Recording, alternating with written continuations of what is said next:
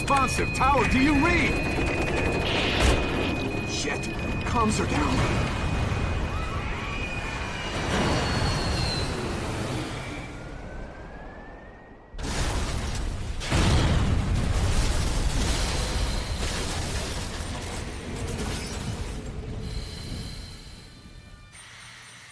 Yeah, that does sound like more like a plane crash to me. The RK was saying that he thought you hear rotor blades and stuff, indicating it was a chopper, but that sounds much more like a plane to me.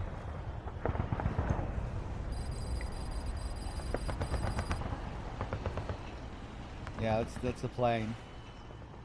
You load it up and you just assume it's the Ground Zero's crash, but it's not. It's Mantis's plane crash. And that's why you hear Mantis's sounds after the crash. First I thought maybe they were like mixing the Ground Zero's sounds with new sounds, but I don't think so.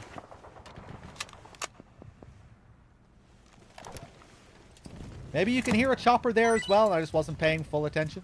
I don't know.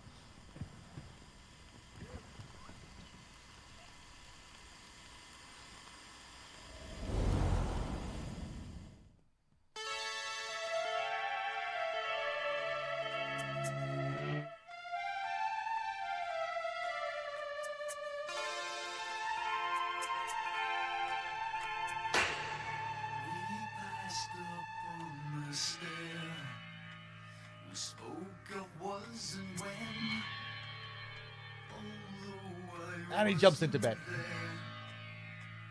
He said I was his friend, which came as some surprise.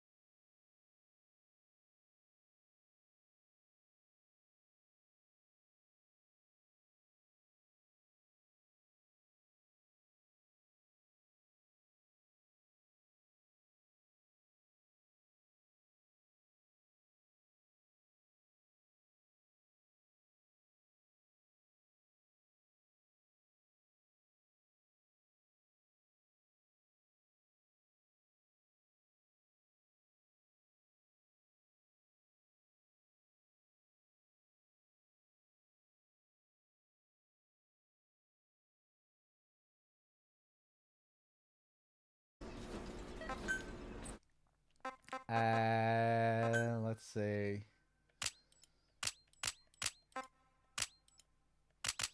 Subtitles on. Score display off. Trials off. Markers off. Reticle on. Enemy presence off. Damage direction off. Action display on. Show weapon item icons off. We'll go with a clean HUD for the most part.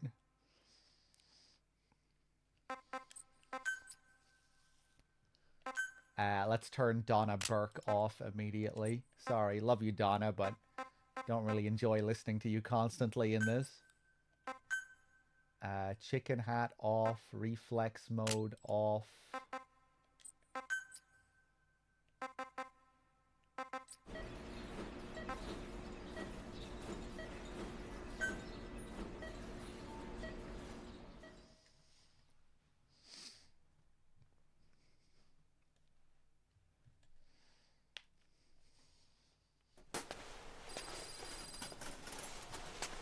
Ακούεις με?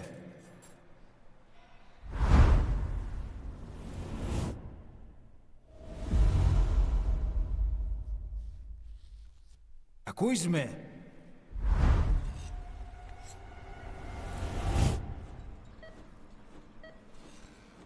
Can you hear me?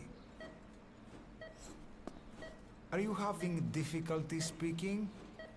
Can you move your head? Just nod if you can hear me.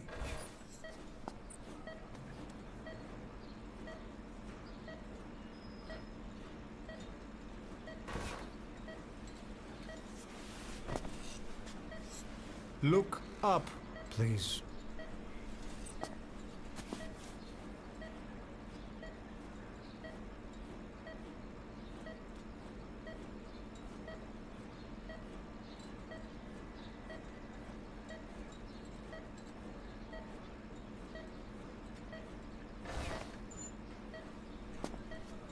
Look up.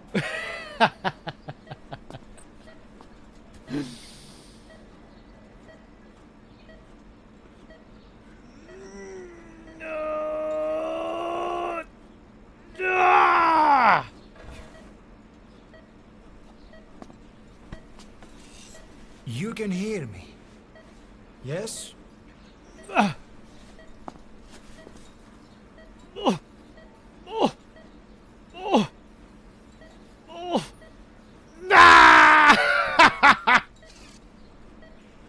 Please follow my instructions.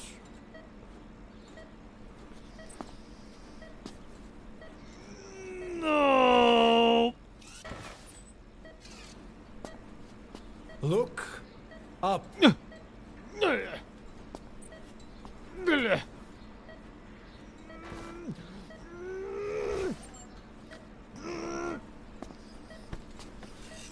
You can hear me. No. Yes? No. No.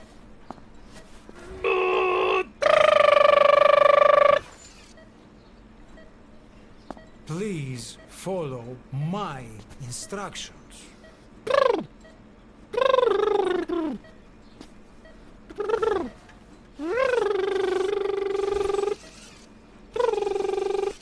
Look up. Okay, right, I'm done.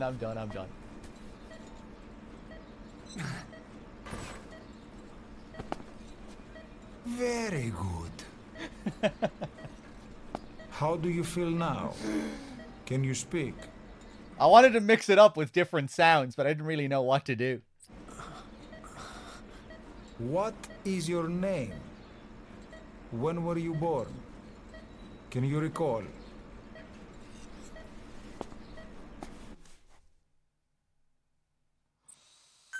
Um...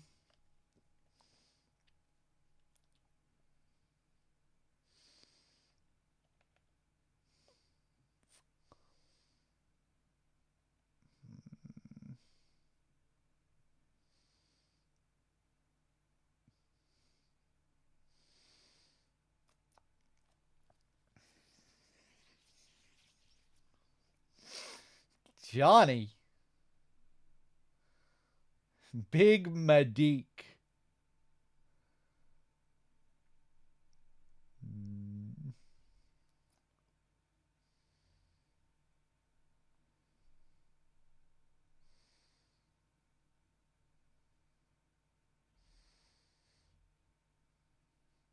Roy Campbell.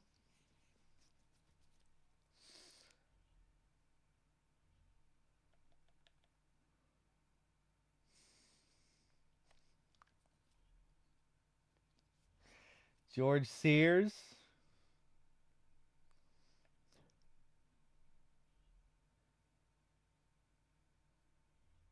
Sir Awesome McWizard Pants. Trey Baker.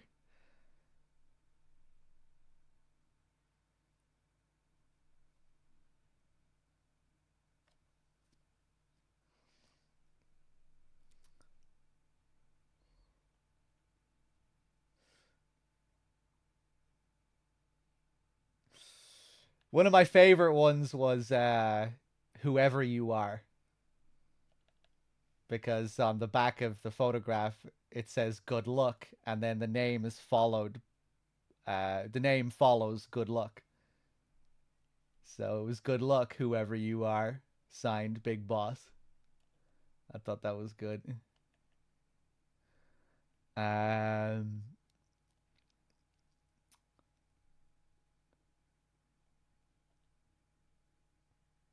That was pretty cold.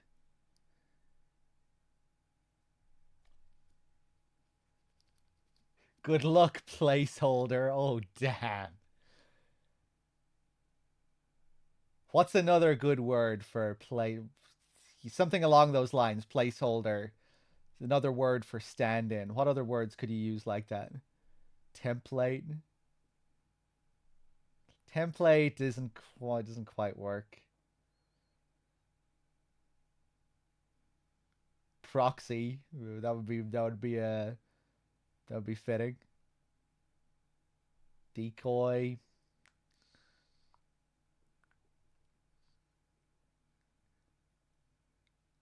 Stunt double.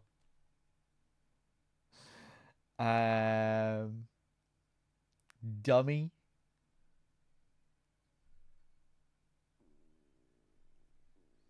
Something that's kind of insulting. I like placeholder.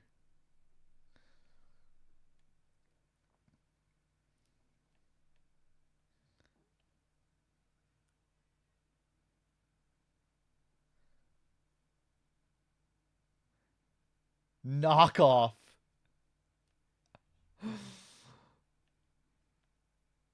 Good luck, knockoff. Seat warmer. Okay, seat warmer is actually very fitting, right? Because that's what he's kind of supposed to be doing. He's taking the place of Big Boss until Big Boss decides that he's ready to roll, that he's ready to put himself back on the world stage. Seat warmer is really good.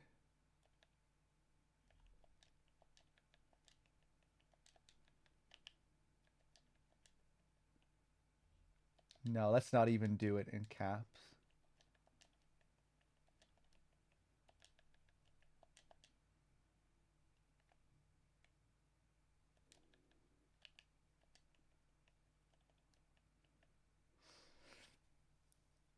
Bench warmer.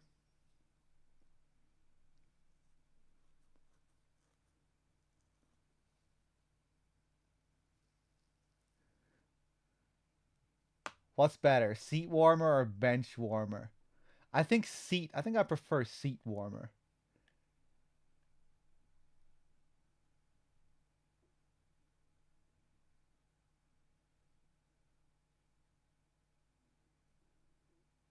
Yeah, I think I prefer seat warmer. Bench warmer sounds like they're both playing on the fucking local football team.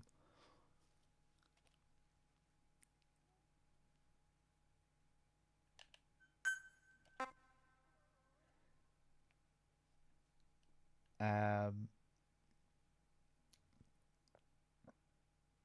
ah, I'm just thinking with regards to the date.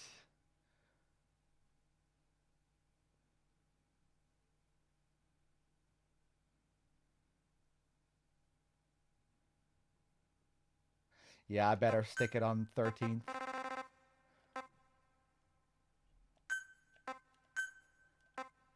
I'm just wondering if I could push it to the 14th because I'd like it to play later. We'll miss out on the quiet cigar scene, I think, in this playthrough. It just won't work out with the timing.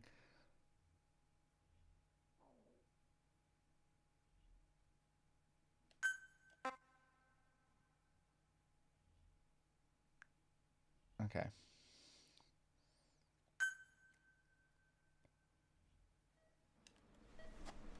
Good. Now then. Please try to relax. There is plenty of time. I need to tell you something. Please listen and try not to panic. You've been in a coma for quite some time. Yes, I know you would like to know how long. I'm afraid it's been 9 years. Damn it! Nosocoma! Nosocoma! Nosocoma! Nurse! Calm down. Calm down. Try not to panic. Wait a second. Try not to panic. You'll be all right. There now. Just rest.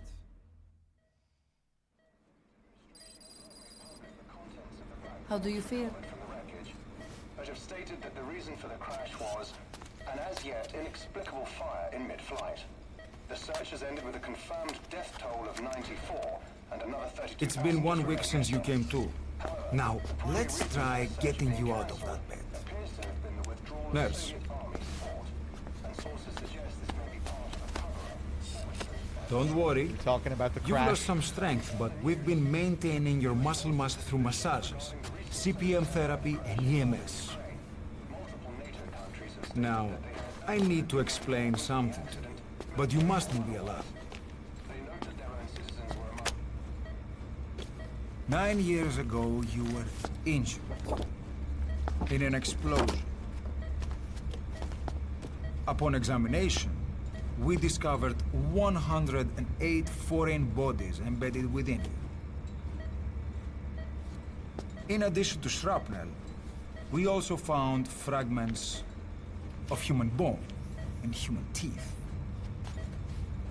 Most of it was removed, but some of the fragments still remain. They are located Wait a second. There were only 5 people on that chopper. near your heart and in your skull.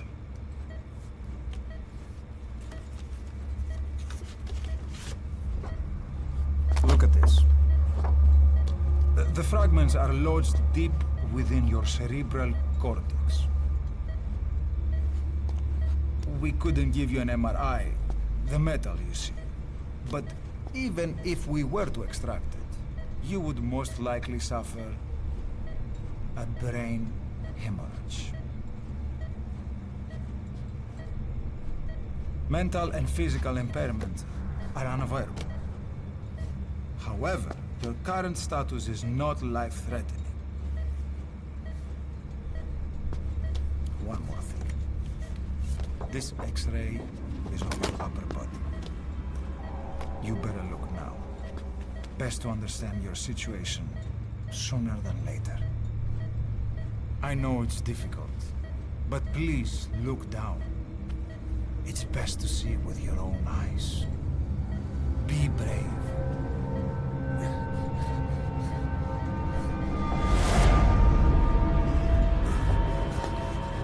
Nosocoma! Grigor! Try to calm down! Calm down! Calm down! It's gonna be okay! Yes, yes. Calm down.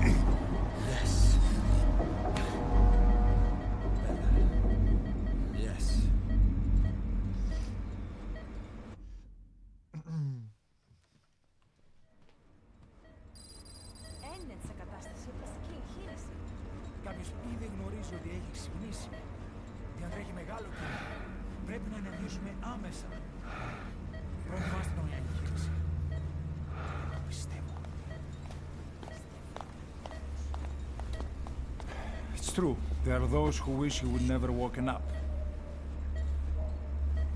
You should be dead, but you're not. The wheels are in motion. Your enemies are everywhere. We must alter your appearance immediately. Otherwise, I fear you won't leave this place alive. It's a wide open world out there, so there's something we need to take care of first.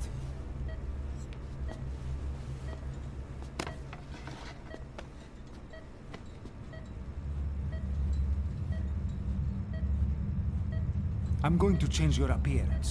We have no other choice. What you look like, however...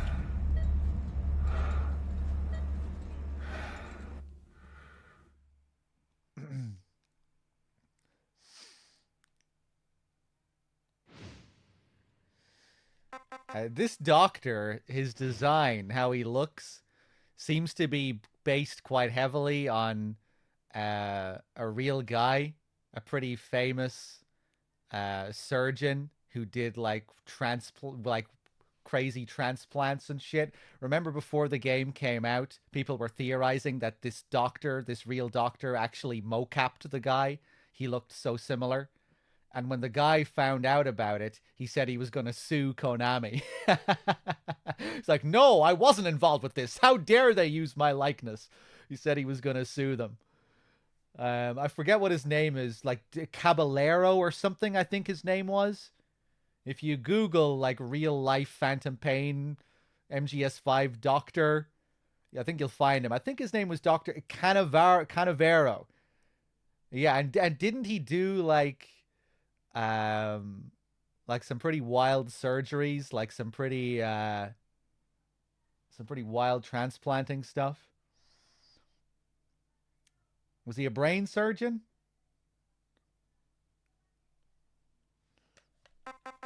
But yeah, he seemed to be like a bit of a weirdo as well, like a bit of an eccentric. So I'd imagine that's why that's where they got the inspiration. I guess they thought he'd be fitting.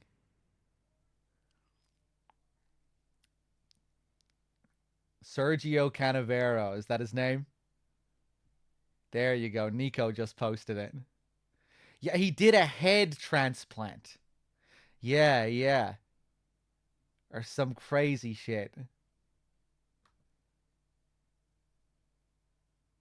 Or he failed a head transplant.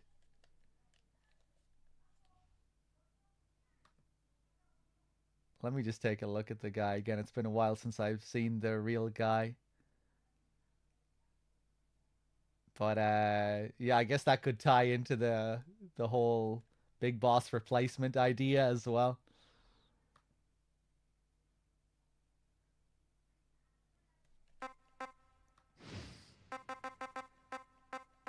The body double.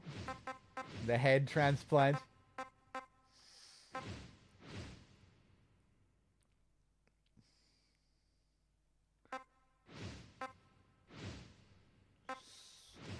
Now, what am I gonna look like here?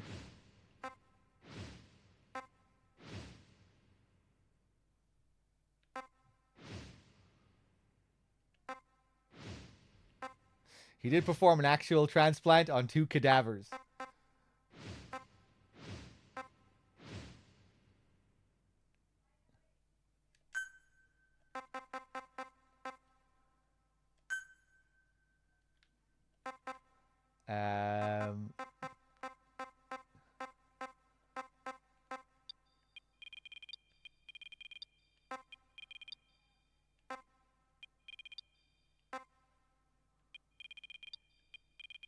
Yeah, big round face.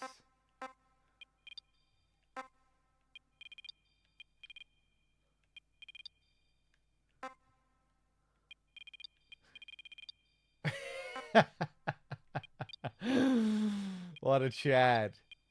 Yeah, I love the crooked jaw.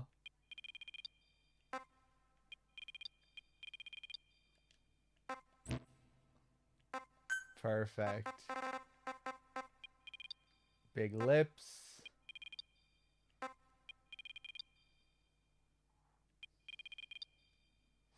Yeah, maybe a smaller mouth.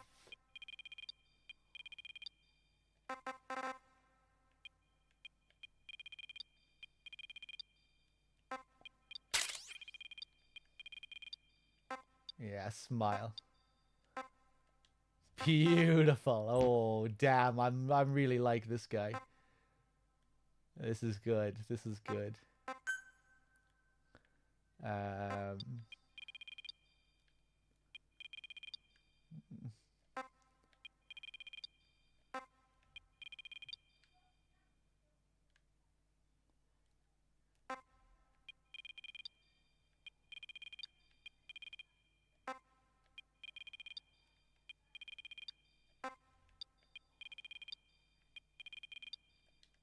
Yeah, I think I'm happy with that.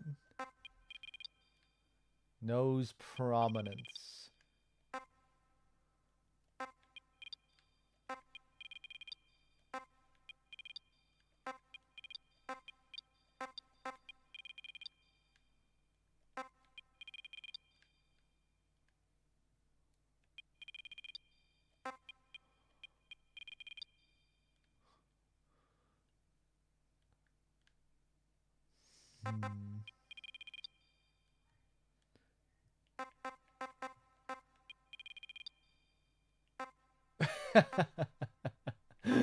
um,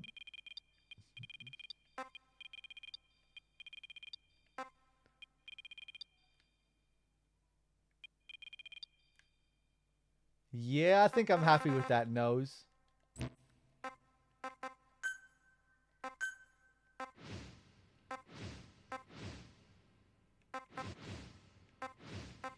Give him the stoner eyes. Yeah.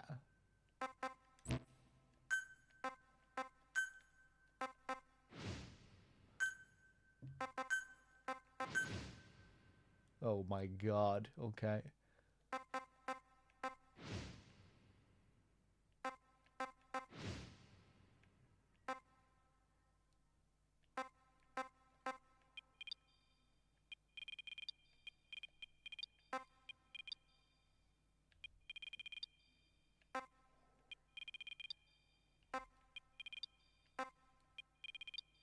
Whoa. Yeah, okay, I like that.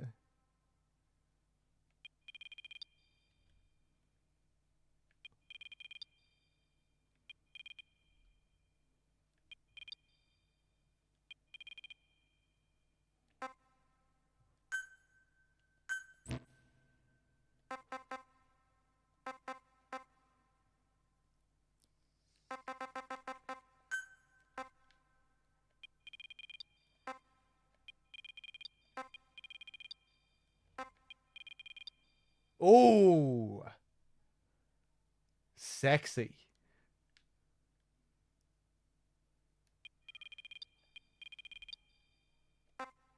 What a glare. What an intense gaze. Oh, yes. Oh, wow.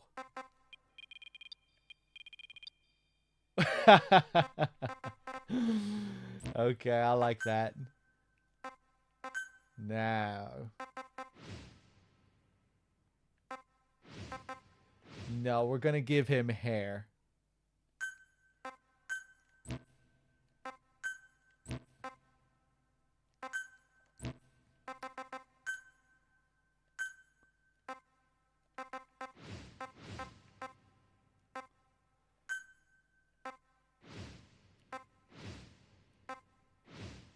Yes, perfect.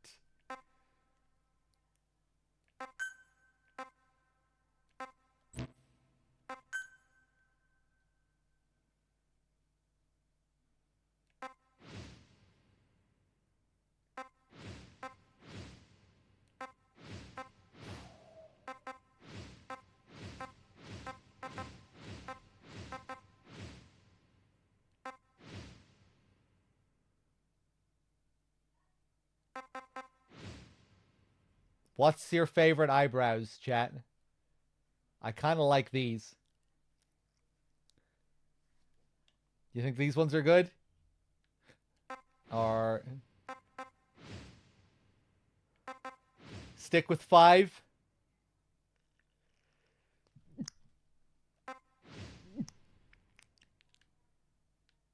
No, I'm gonna stick with 5. I kind of like number 1. No, I'm gonna stick with 5.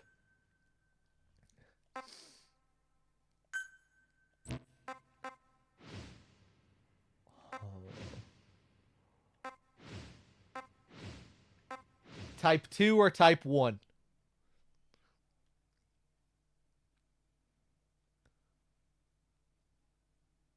One? Okay, yeah, I think you're right.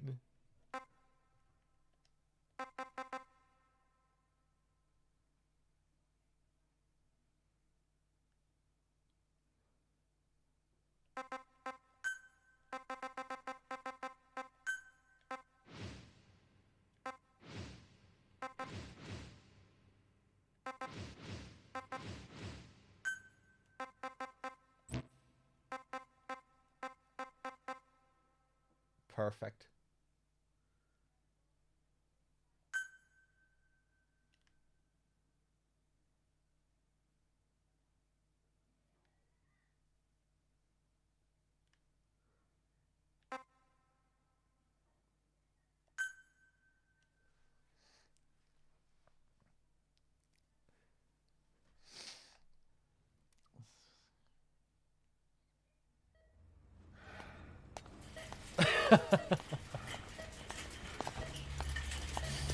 Very good. Now let's remove these bandages. Your face has healed nicely. To tell you the truth, these bandages were more for your protection, to hide you from those who want you dead. As of today, your name is Ahab. Forget everything. Your name, your past.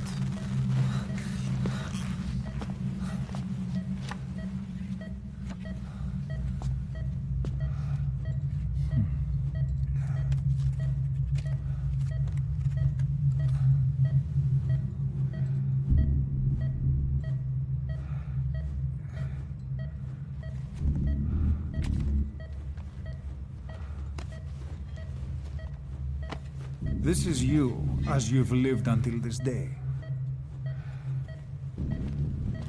Tomorrow, it becomes Phantom.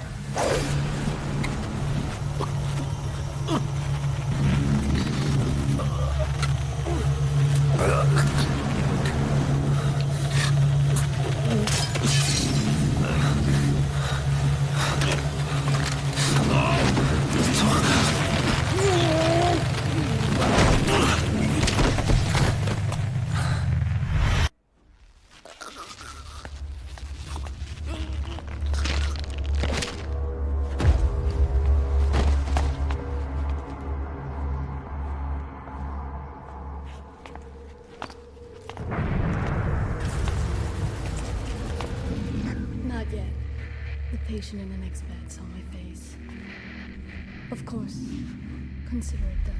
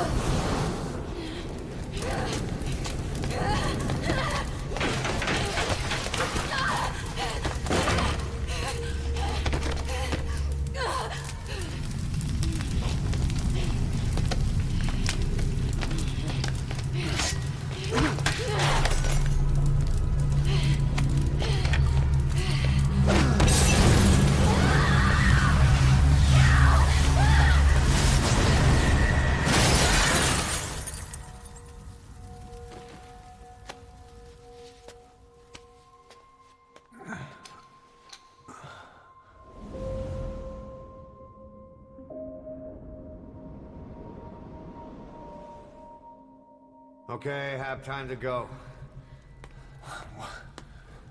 What happened to the woman? The woman? We gave her a light. She took the short way down. Who are you? Who am I? You're talking to yourself. Been watching over you for 9 years. You can call me Ishmael. What the hell is going on? Well, the good news is, you're in the land of the living. Bad news? The whole world wants you dead. On your feet, soldier. The whole place is coming down.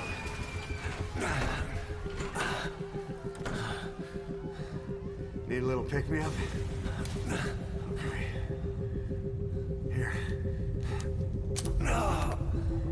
Nothing like a little digoxin to get you back in the game.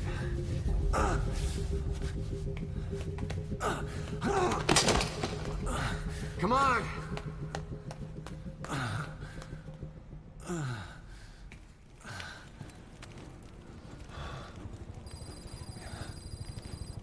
All right. Let's take a look around. Look how many flowers he gets. The nurse brought a couple into our room. Into our part of the room. There's Mr. Cavallero. I really wish we could move around more during this hospital sequence. You know, do some things that we're not supposed to do. I want to crawl over there. I want to go out here and crawl to the left.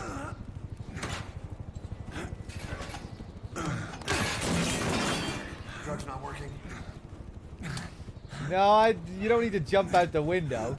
But it'd be cool, you know, right now we don't even have the ability to stand, and that's fine. I just wish we could crawl around a bit more, you know? Go off the beaten path a little bit. We're getting out of here. Move it.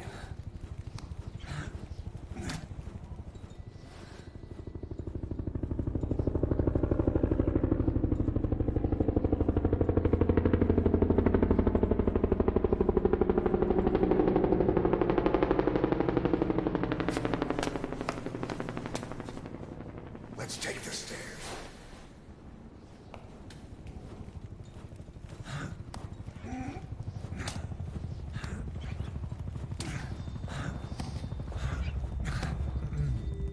Ishmael Ahab thing is interesting because in Moby Dick, Ishmael is the only one who survives.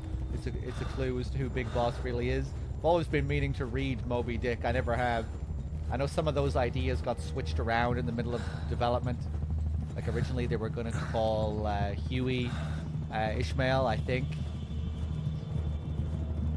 Given that Huey, you know, leaves the base and that he was going to be the one to tell the story of who these people were, kind of like how Ishmael is the narrator in the book, I think.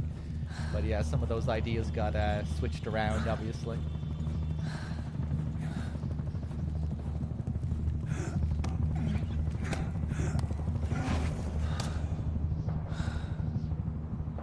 The hexagons on the floor here.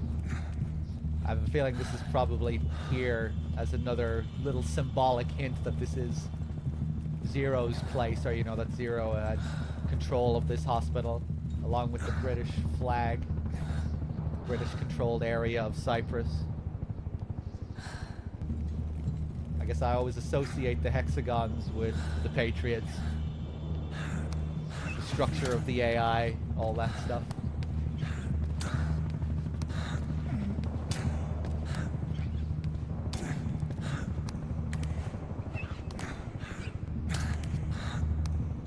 This way.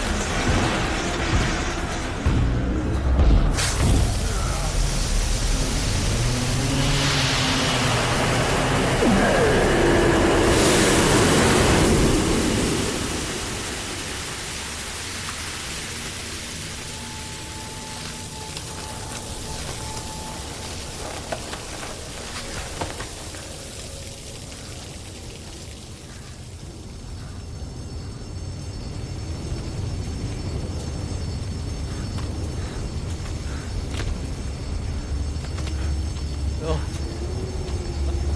Fucking sound of the arm here, man. Calm down. You can do this.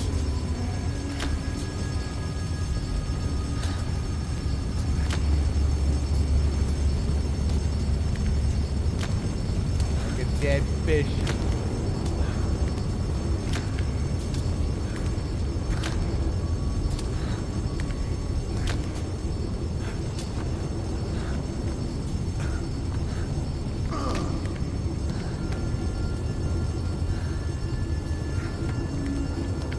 Drugs kicked in?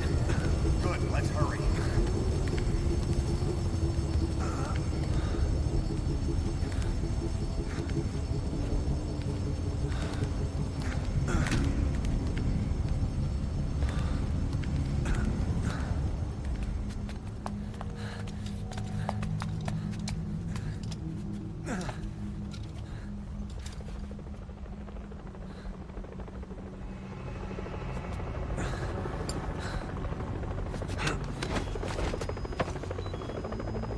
Hold up, let's fix this.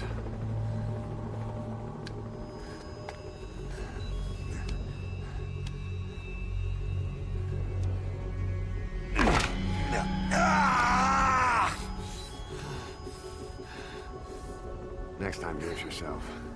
It's always good to try and mend your injuries while hiding from the enemy. Over there.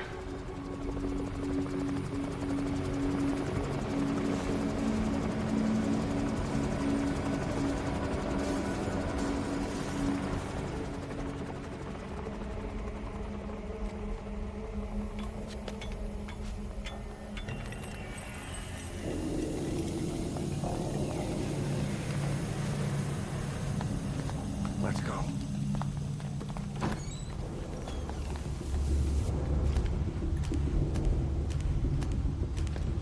This way, hurry.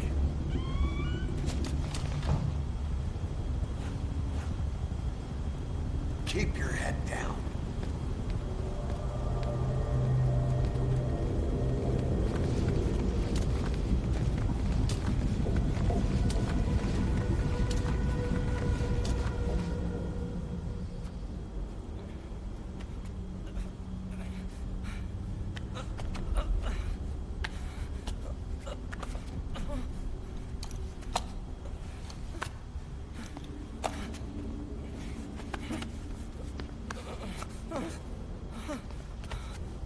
Help me, please.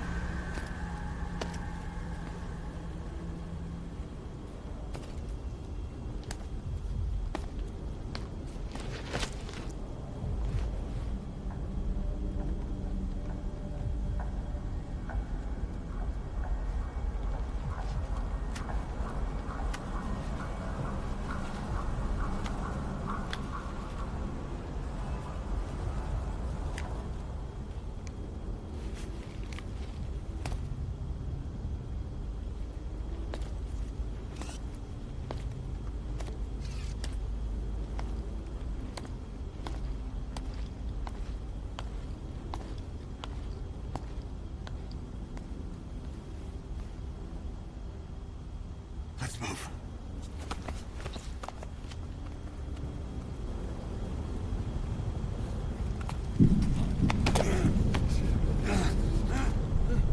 Help me.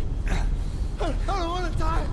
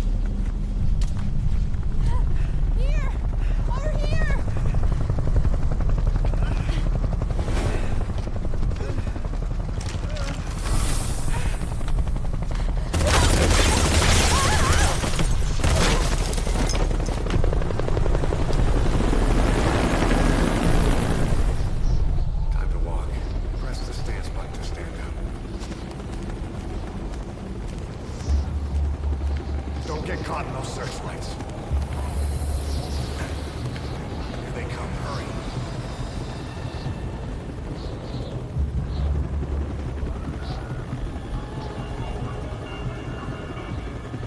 I was just catching up with the chat there. I missed some stuff. Someone was asking about Zero and Big Boss. What the hell is Zero even doing with Big Boss anyway? Attempting to destroy MSF and Peace Walker only to help revive him in the Phantom Pain. I don't get it. It was really Skullface pulling the strings at the end in Peace Walker, which you learn in Ground Zeroes during the tapes. Those Paz tapes in the pre-briefing. Paz believed she was reporting back to Zero when in reality she was reporting back to Skullface.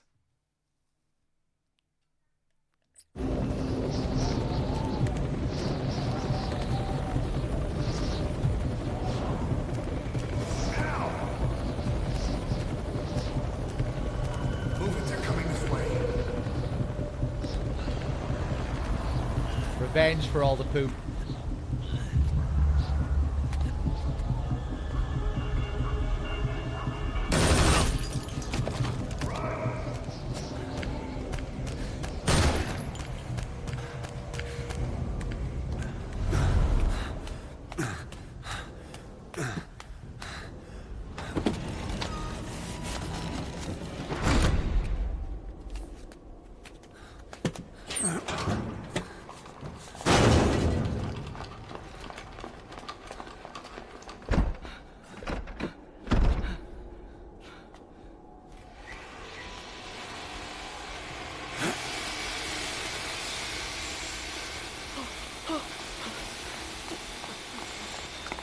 Move! Go!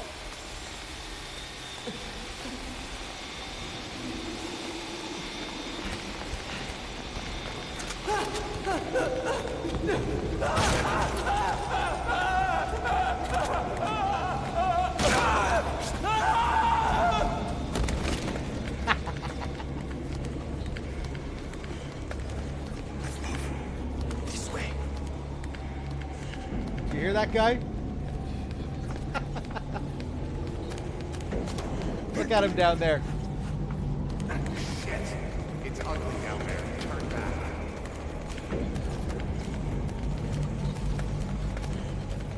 This way. Πάμε γρήγορα. Come on. Σας παρακαλώ, τι συμβαίνει? Δεν βλέπω τίποτα.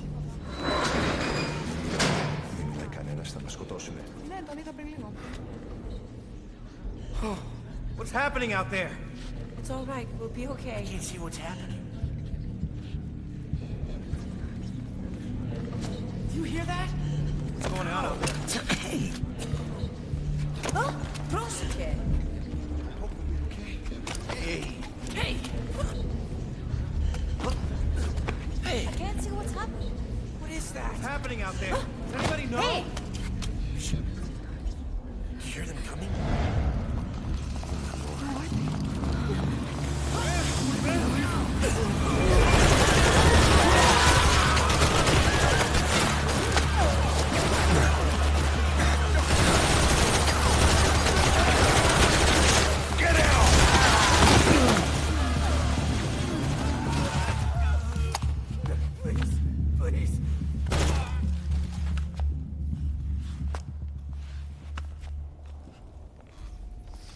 The hospital is in Cyprus, British-controlled part of Cyprus.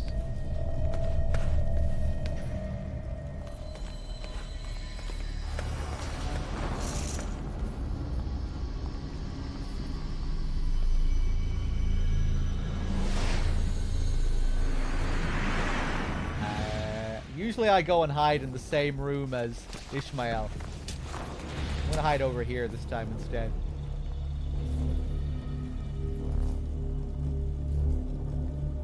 You don't have to go over there.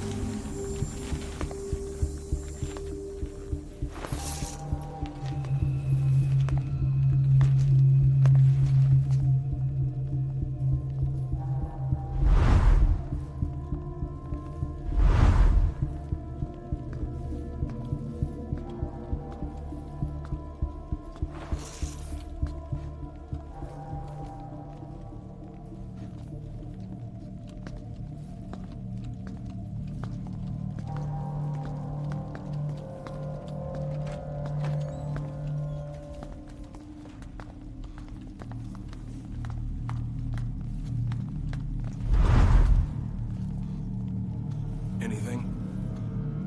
Negative. He came in here. Keep looking.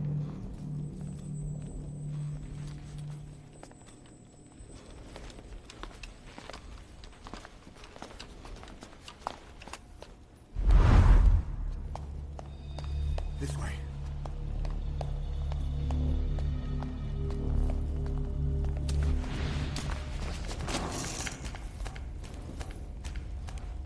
This way. We're sitting ducks. Blend in with the bodies. Get down on your stomach and crawl.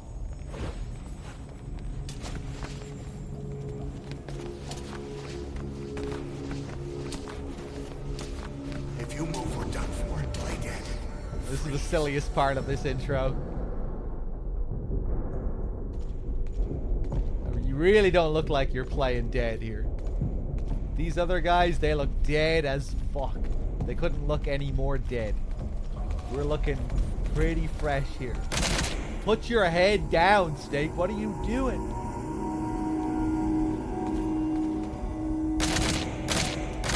Just chilling here. Once the cutscene triggers here and they take control away from me, then they start to look a little bit deader. Still not all that dead, but a bit deader. There we go. Now we're lying down at least.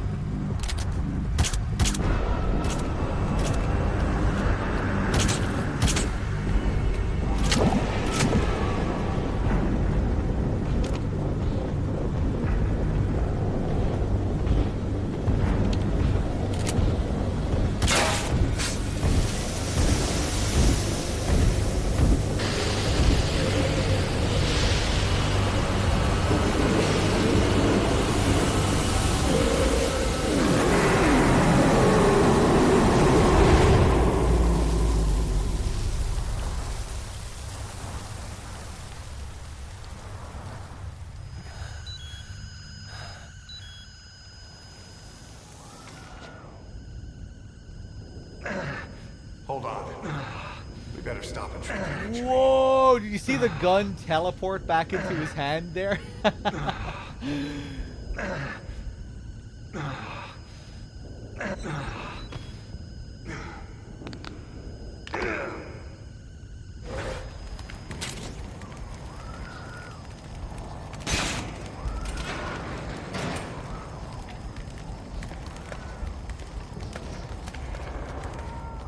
Remember the blue blood here, chat, and the colors changing? This is going to come back in chapter 6. We'll have to take the stairs down.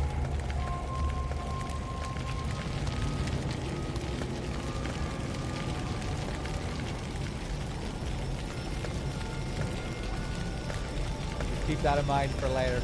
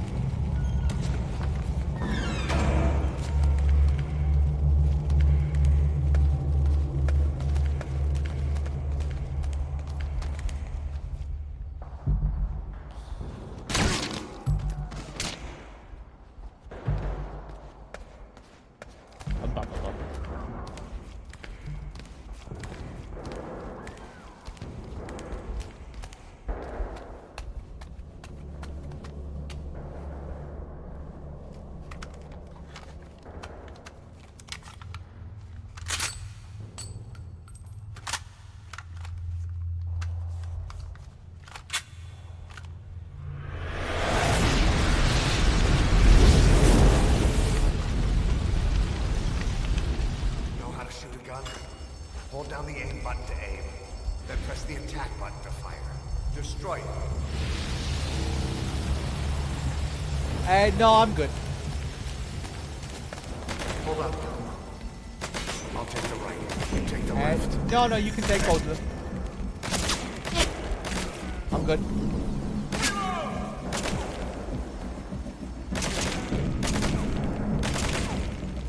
Give me support! Give me cover fire!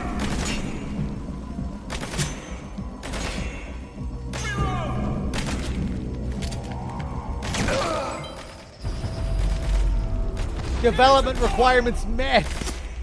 So that's how you unlock those weapons.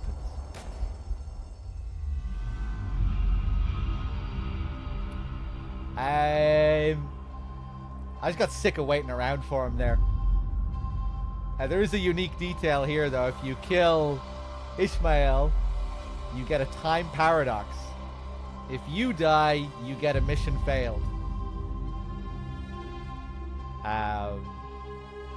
Implying, you know, that the guy we're killing, he needs to survive.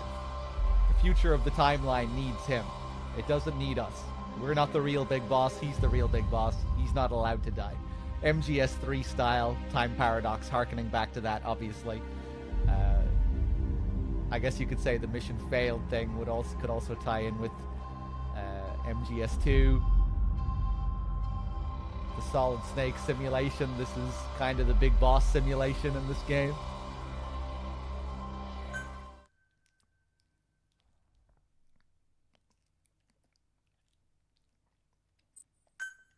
You got different sound as well. The sound that plays during that mission fail screen is different. Button to aim. Then press the attack button to fire. Destroy it.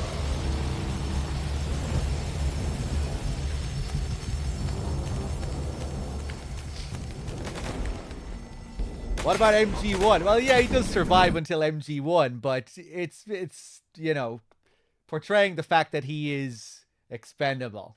You know, if he does die and MG1 doesn't happen, you know, who cares? If we can't get this guy for Metal Gear 1, we'll do something else. You know, it's just to show that he is yeah, expendable.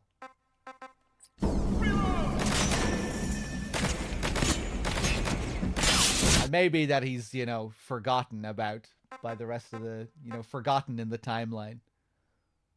I think that's one idea that this game has, you know, that you're kind of playing as the forgotten ghosts of history. Same with Skullface. You know, what's Skullface's dialogue before he dies? Cypher will rewrite the records and I will vanish from human memory.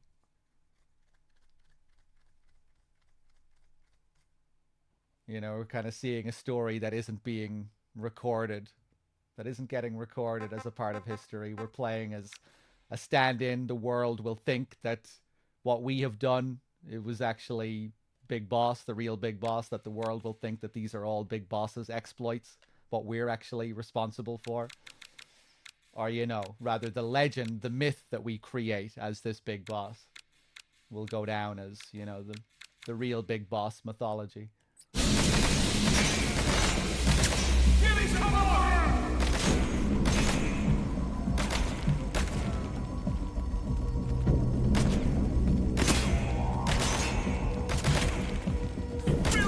Yeah, anytime now. You can do this.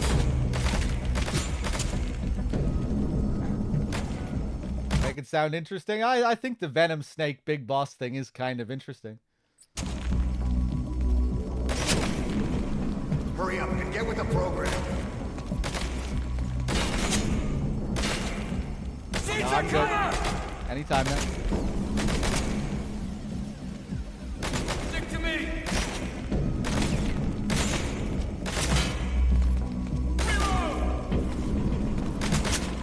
Calm down. You can do this. There you go.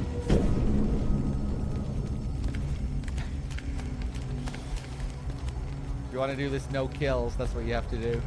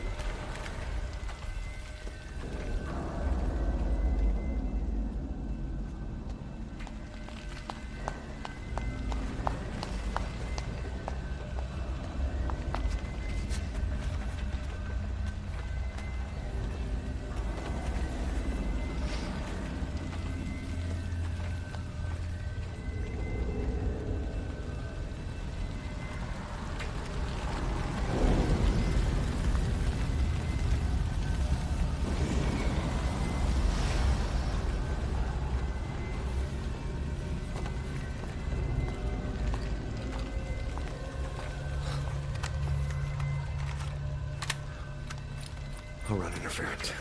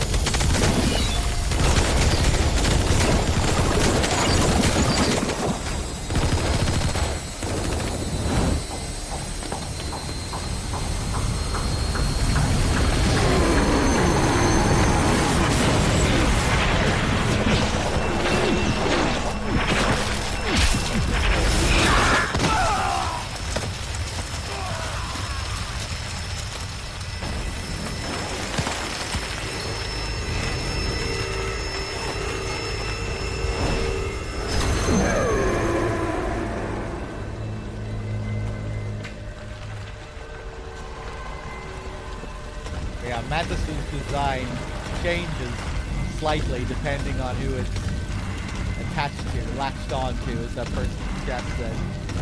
Or parasitized might be the better term. This game is all about parasites, and Mantis is a kind of parasite. And its design changes depending on the host. If the host is Volgin, he has the flaming arms. If the host is Venom Snake, he has a little horn sticking out of his head. If it's Skullface, he's wearing the mask, right? I think, the mask.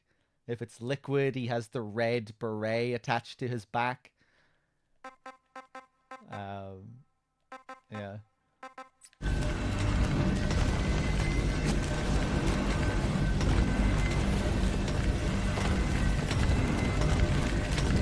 Drawn to whoever has the most revenge in them. Whoever's holding the most vengeance. That's why Skullface gets so pissed when it latches onto Liquid in the end before he gets killed. Because he just can't believe that anyone else could have such a lust.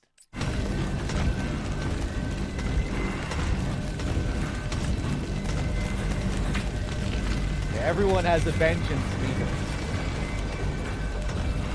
You just can't see it. I don't think Venom Snake's vengeance meter is supposed to be too high. You only ever see Mantis parasitize Venom Snake at the very start of the game when he summons the big whale, and then you never see it again.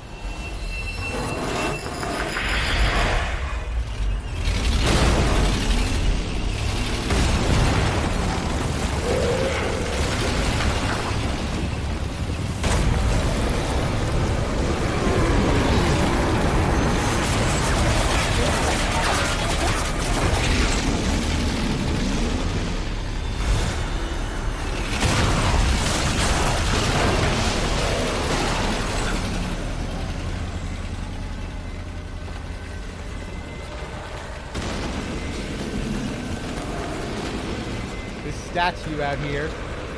You never really get a long shot of the statue to really contemplate what you're looking at, but this is the boss.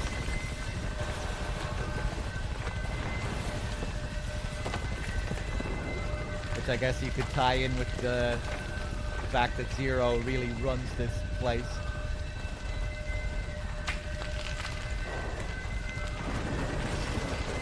Yeah, there's the boss. During the next scene, you'll see it's on fire as well, and then shortly after, we get the scene with the horse on fire.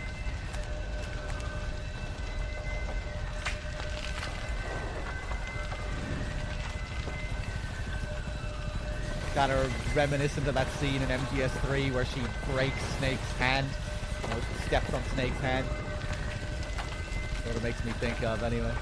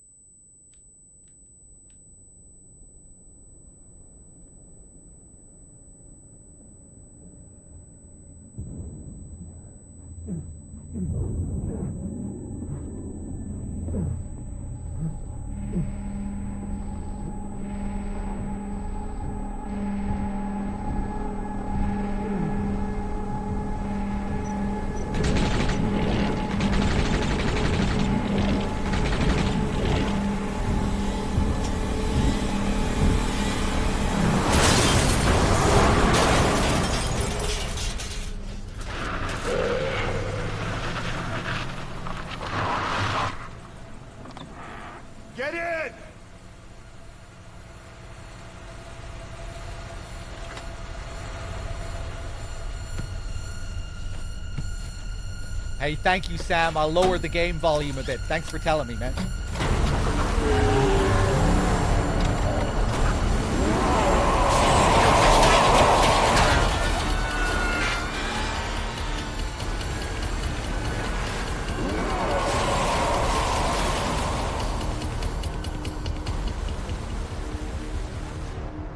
I might need to drop it down a little bit more. Just let me know.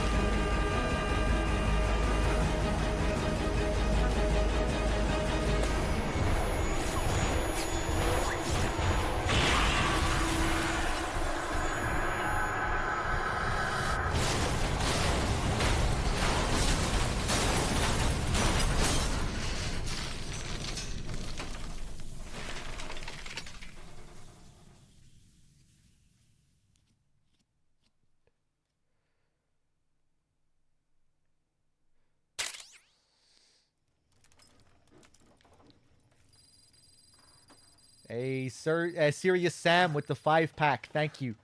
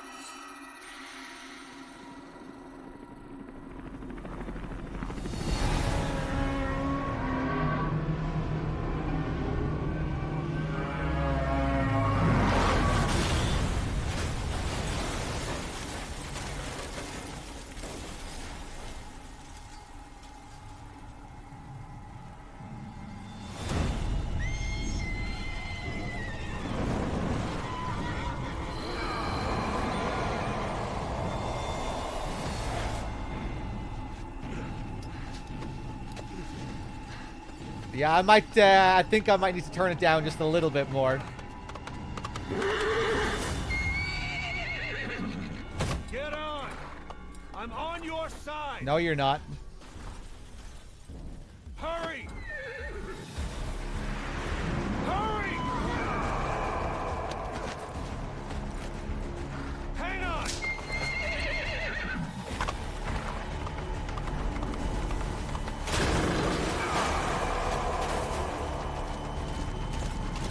Use this! Watch our backs! Shoot it! Fire just as he's about to attack!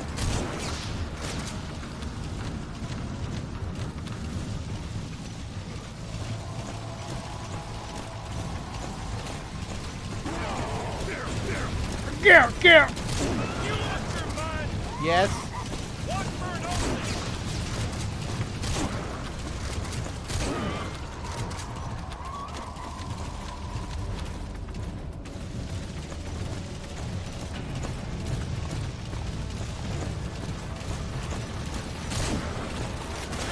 Don't let him attack!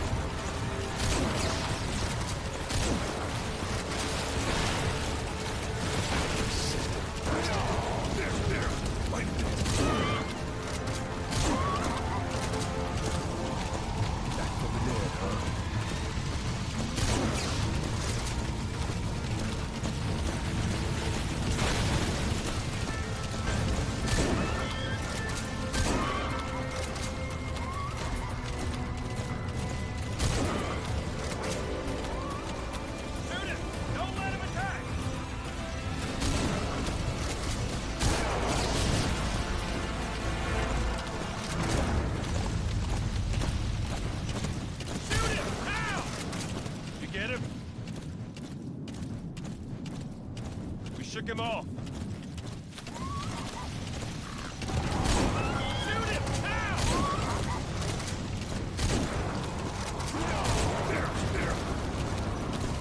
Time your reloads carefully!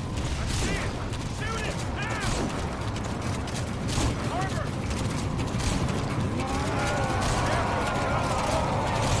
Almost there!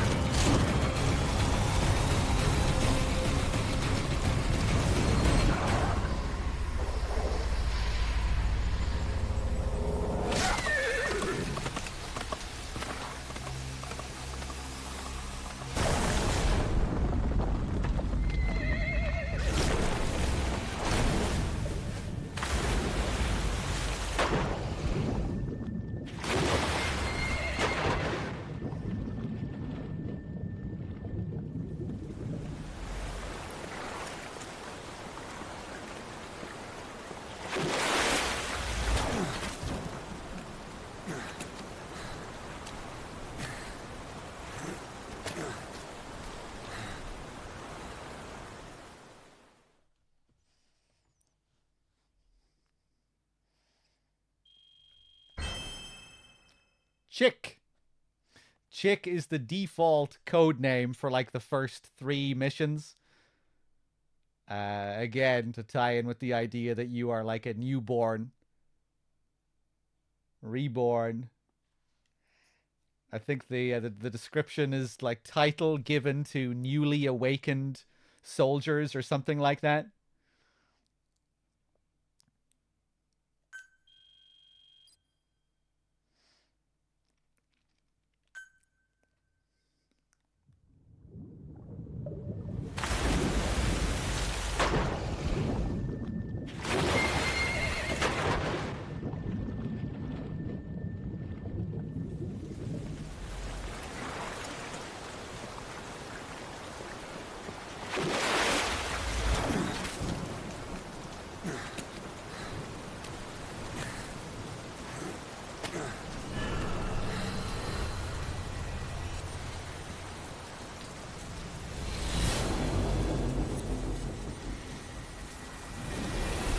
No revenge, bro. What's going on here? Back to Volgin. Come on.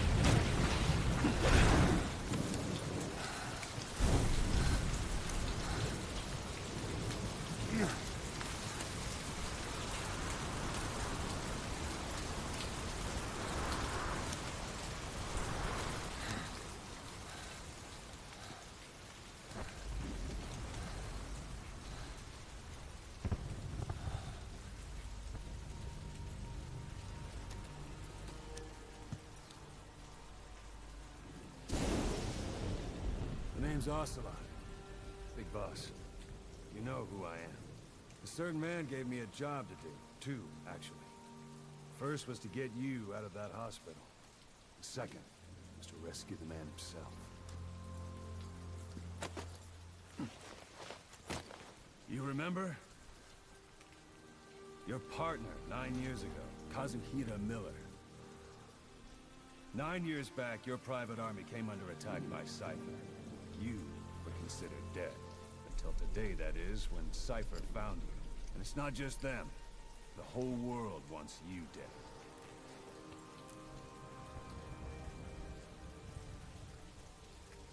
You'll have to join up with Miller. Build that private army of yours one more time. It's your only chance.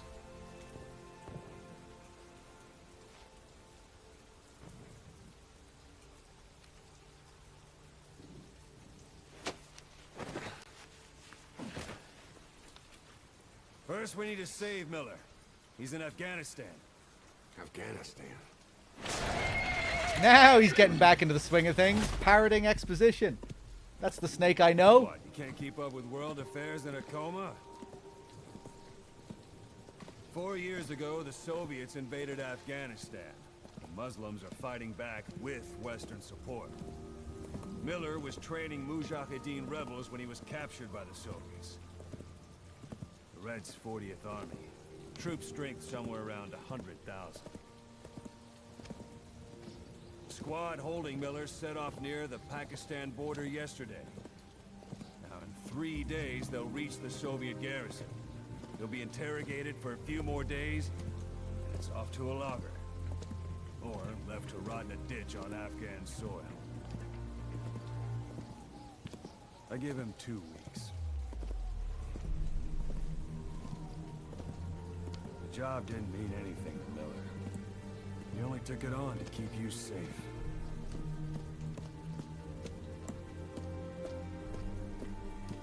Well, there's our ride. It's a whaling ship. Had a pretty good deal on her once the IWC started raising a stink. Now 7 days to Port Qasim, another 3 overland. So we won't have much time once we're there. Don't take too long getting used to your new self. Hang on. Ha!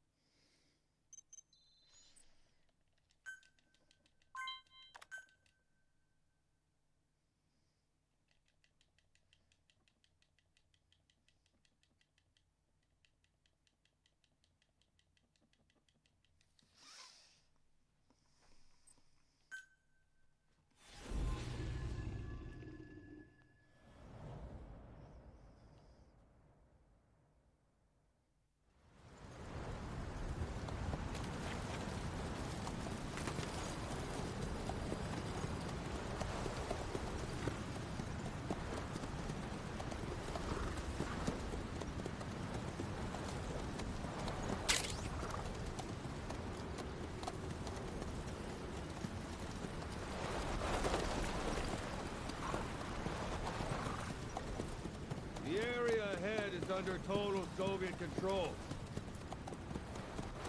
Miller's been captive for 10 days.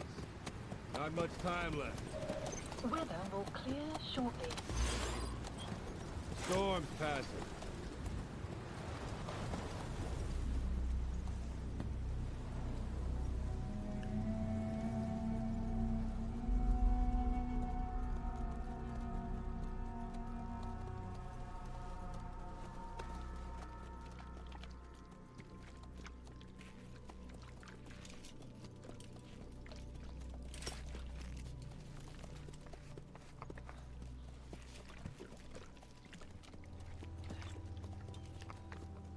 Getting used to it?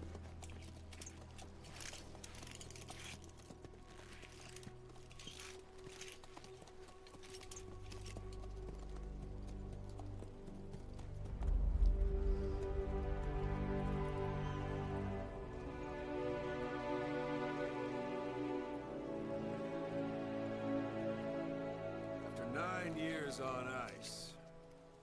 Solo infiltration of the Soviet main ground forces. Should be the perfect warm-up.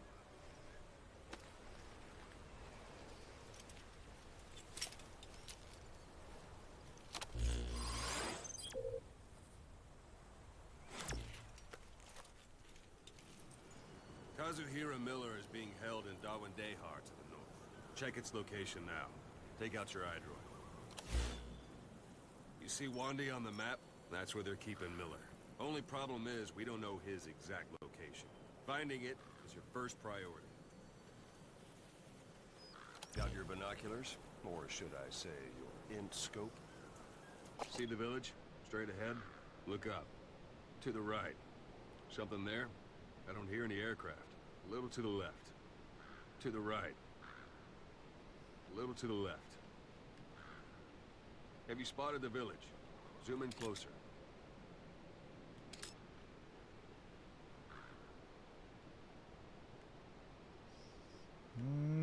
Not saying anything.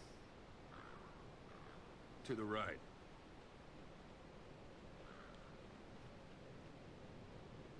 A little to the left.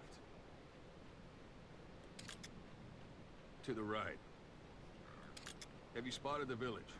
Zoom in closer. All right, that's the village. If you see something through the binoculars and you need more information, just give me a call. I'll tell you anything I can about it. What about this Raven? So this is Raven territory. I heard once that some indigenous peoples in Canada and Alaska deify the common raven as a totem.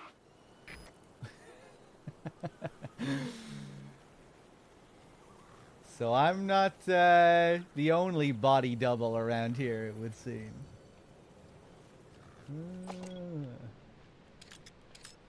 Look directly at the village and press the call button. That's Violo Village, the Violo Calais. The villagers fled the war and evacuated a while back. Since then, it's become a base for the Soviets' 40th Army. A few days ago, Miller was taken through there, en route towards Dawandehar. You may be able to pick up the trail there. It's worth a shot. Put a marker on it so you don't lose track of where it is. Good. Now you won't have to worry about getting lost along the way. You can't have much left in him. I give him 3 days, tops. If we fail, and he dies, we lose our chance of revenge. But we need more intel. If you just go charging into Dawandehar, you'll be putting both your lives at risk. See what you can find out first. The Soviets have other outposts, not just the one you saw. Afghanistan is a big place. I expect you'll become quite familiar with those binoculars as you plan your next move. How and where you make it, well, that's up to you. From here on out, you're on your own. You're a legend in the eyes of those who live on the battlefield. That's why you have to handle this mission yourself. Put those 9 years behind you, and return as Big Boss. That's how Koss would want it. I'll be sending additional intel by radio. Stay sharp. Not one of Miller's bodyguards survived. And they were good. All we found on the scene were their corpses and knees. You'll be missing them. And you're his only hope of getting them back.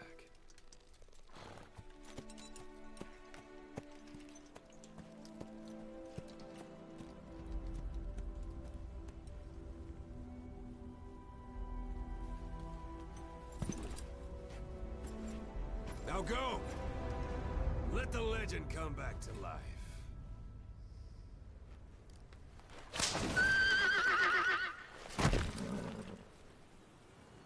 All right, let's do it. And he's gone. Fultoned his ass out of here. Wish I could Fulton myself. All right, let's go rescue Miller. Let me open up my stream elements. Krenz with the 3 months. Thank you very much. GC Rossi with the 18. Thank you. Been watching on and off for years. Thanks for all the MGS hours. Much appreciated. Weirdo playing with the 2. Thank you. K Charisma, thank you for your bits as well. Thank you for the bits. Cheers.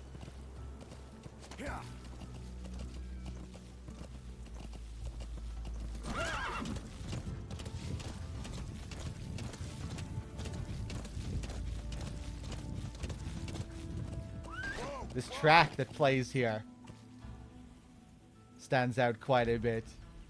Wish we had more little snippets of background music like this at the start of missions.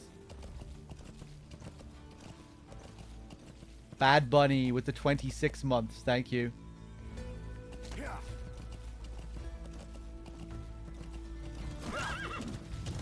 Hold it. There's a Soviet guard post. They're bound to be guards. Take a look with your binoculars. Put the enemy in the center of your field of view.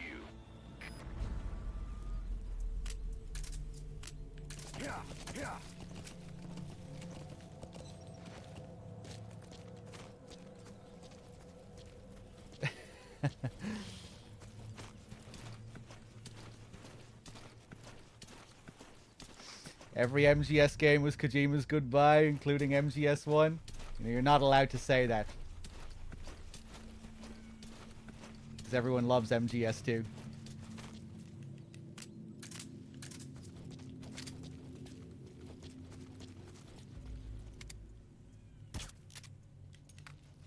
Hold on, I better get the the title for DRK later. Oh, hey DRK, you're there in the chat.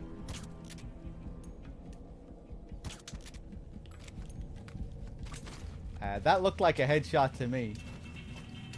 There we go. Sight, sound, keep all your enemy senses in mind. When you're near an enemy, stay low and move slowly.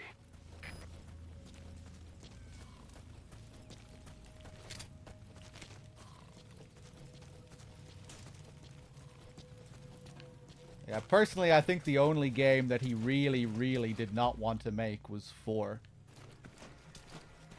Based off interviews.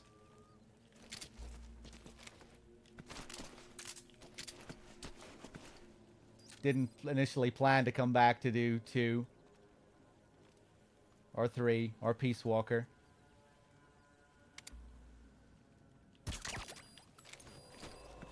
Or 5.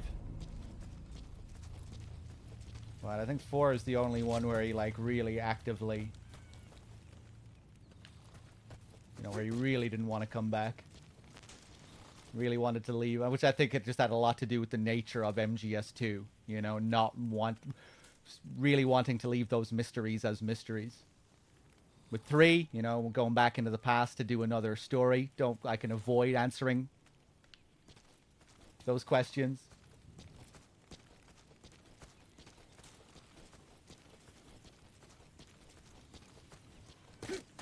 And with Peace Walker, he said he planned to hand it down to his team.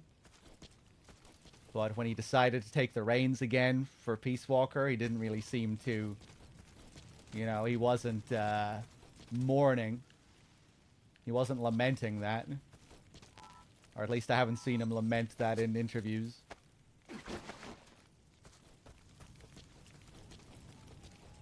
Hey, what's up, Little Dragon?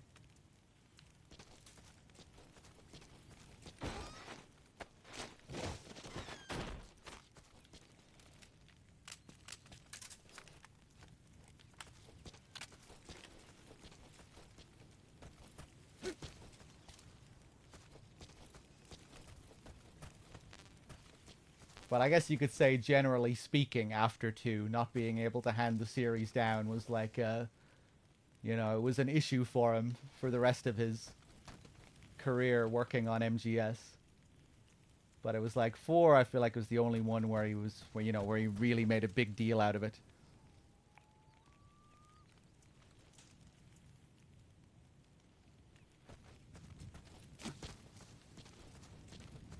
Yeah, that's fair enough, DRK. I still feel like I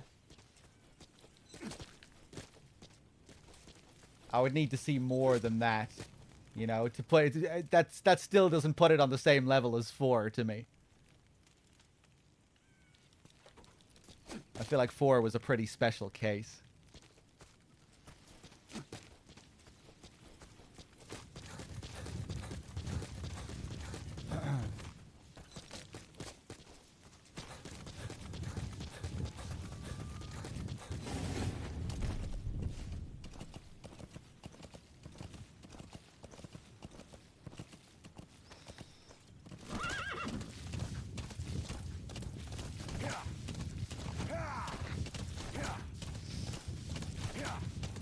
Hey, what's up, Foxy?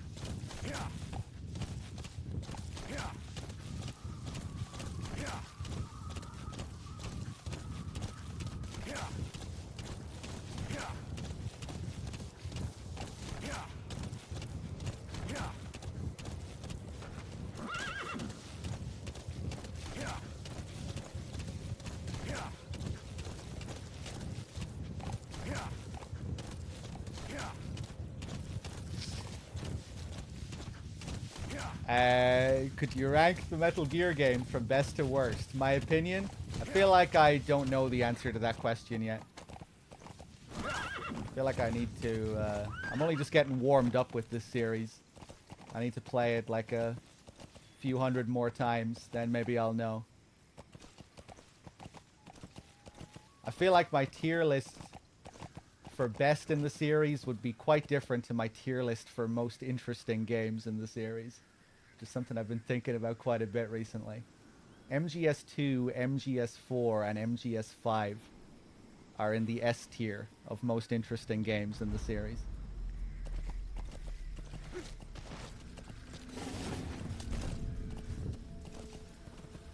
Peace Walker is in the A tier. MGS1, MGS3, C tier.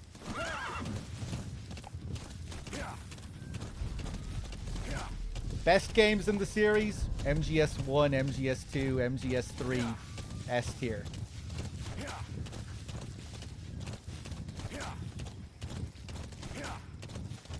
MGS5, C tier. Don't crucify me for not putting it in Z tier.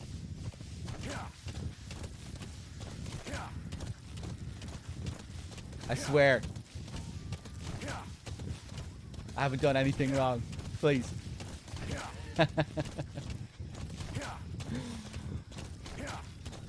Why are you still saying 5? Because they refer to it as 5 in Ground Zeroes. One day, Miller is being held. Miller doesn't call it Metal Gear Solid V in the Deja Vu mission. He calls it Metal Gear Solid 5. Somewhere in that town, but we don't know exactly where he is. You can keep gathering intel or make an entry into the town now. Surely he was given the correct direction, right?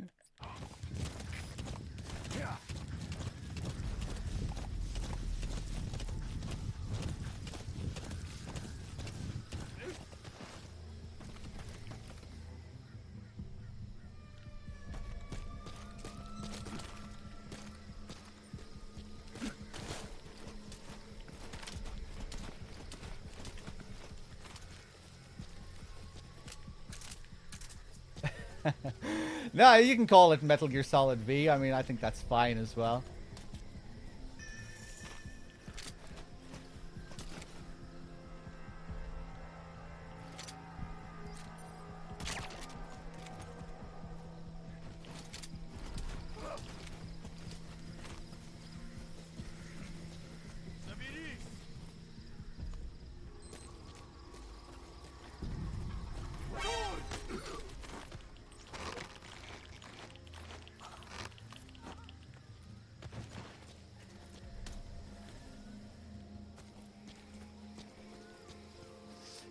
I don't remember ever interpreting that tweet from Kojima as meaning you should call it V. I thought he was just kind of highlighting the significance of it, of the Roman numeral, when written, rather than the spoken word. But yeah, I do think the shift from numerals to... So sun's down from I do think the shift from numbers to Roman numerals is significant. already. It goes without saying that darkness is good for infiltration, but your vision will be affected just the same. Keep your guard up, or who knows when you'll bump into an enemy.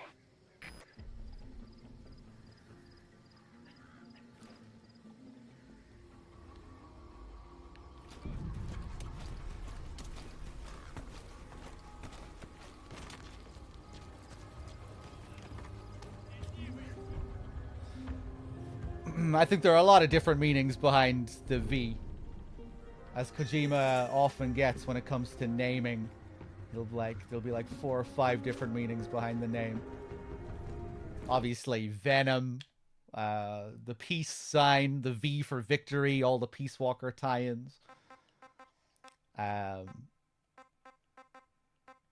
Remember Kojima said that the game represented their or that the V represented their quest for victory against the Western games industry.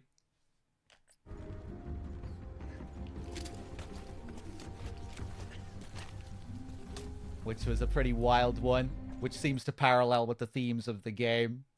You know, there's a lot of anti-Western sentiment in this, anti-globalization, anti-American sentiment. Skullface's quest for revenge against the English language, against the Englishization of the world.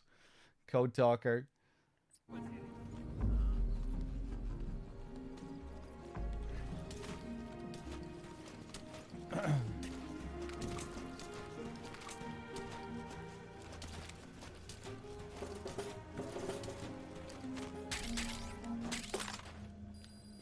I'll grab that. But yeah, it's not following the fact that it doesn't follow the rest of the series with the way it's numbered, the way the title is numbered. It kind of makes me think of the fact that you know, those first trailers you saw for the game where Metal Gear was removed from the title. You know, it came up on the screen, the title card, Phantom Pain, and then Metal Gear Solid would appear, and then it would get removed from the title. It would appear and then vanish, kind of tying in with the idea of Phantom Pain. I always thought that might have been a meta commentary on the series kind of losing its Metal Gear-ness. Remember that? I think it appeared in all the trailers, actually. Did it appear in all the trailers? You know, where when the title card came up at the end of a trailer, it would say the Phantom Pain, and then Metal Gear Solid 5 would appear on top, and then it would disappear. I always thought that was probably pretty significant as well. Remember, Kojima originally said that he didn't want any of like the classic MGS tropes in this game. In the final version, a good few got through, like cardboard boxes and whatnot. But I think originally he didn't want cardboard boxes in this game. He didn't want exclamation marks. All of these, like all the iconography was supposed to be missing. So I'm assuming that was supposed to tie in with that, you know, Metal Gear literally being removed from the game title, and maybe it being called MGS-V instead of 5 is also supposed to tie into that idea. You know, it's like a ghost we're playing as characters that are these ghosts forgotten by history, stand-ins for other characters. It's probably all supposed to tie in together.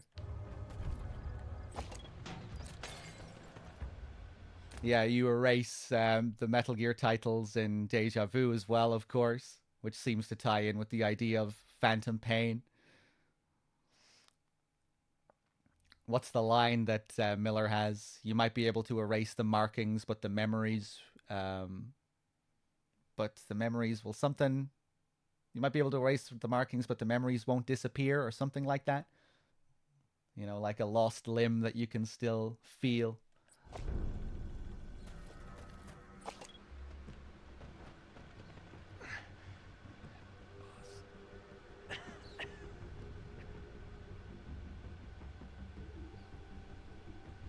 I feel like Kojima wanted this to be like the ghost of the series that was left after its death. If MGS4 was the death of the series, MGS5 is like the ghost that still hanging around.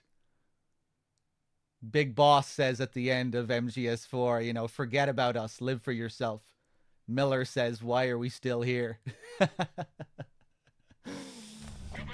This was supposed to end a long time ago.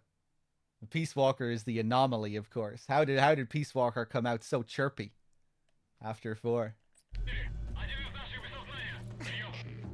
Miller's character design here is interesting. It's a callback to his very original MGS1 concept art.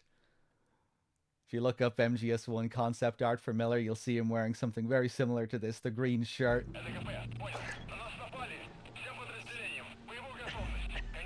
The pants.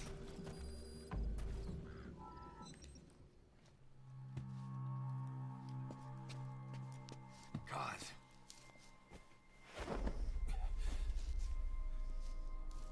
Not what use for me, huh? Cause it's me. I'm here to get you out. Snake. They do something to your eyes? No, it's just bright as all.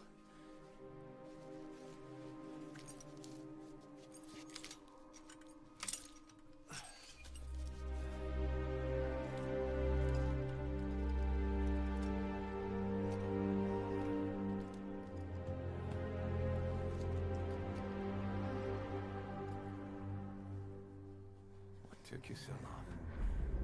We'll talk, but not here.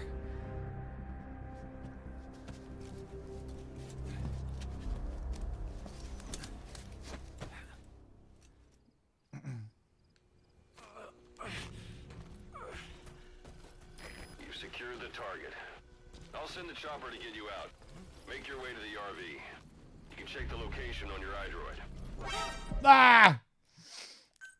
Speaking of the whole, you know, war against the Western games industry thing, obviously, remember back in the day, Kojima was looking at GTA 5 and crying in amazement at how they were able to create such a thing.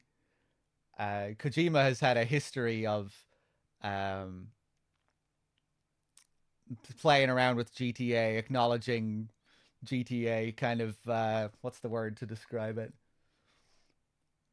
I think he's seen Rockstar as like a personal rival over the years. Remember back when MGS3 was being made, that first MGS3 trailer that referenced Vice City? It's like, this is no Vice City, or something like that. I think he's always, yeah, I think he's had a history of like kind of competing with Rockstar in his own mind, at least.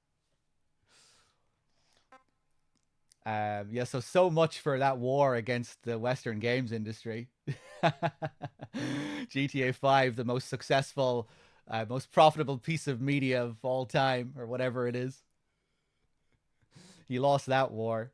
Maybe he knew he was, and that's why he drew the Captain Ahab parallels, going on this quest against the white whale, the Western whale. Of course, America, literally on the map, is shaped like a whale. In Death Stranding, you see a lot of that symbolism with the map of the USA.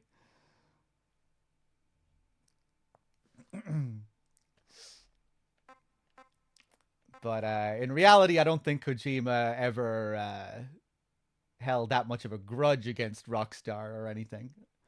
I think it was all supposed to be... you know, it was supposed to be complimentary towards them when he brought them up on Twitter. I remember, I think it was at the BAFTA Awards or something. It was Kojima who gave the Hauser brothers their award for GTA 5. Was it for GTA 5 or was it for GTA 4? I can't remember. But yeah, I think Kojima has had a lot of had a lot of admiration for Rockstar.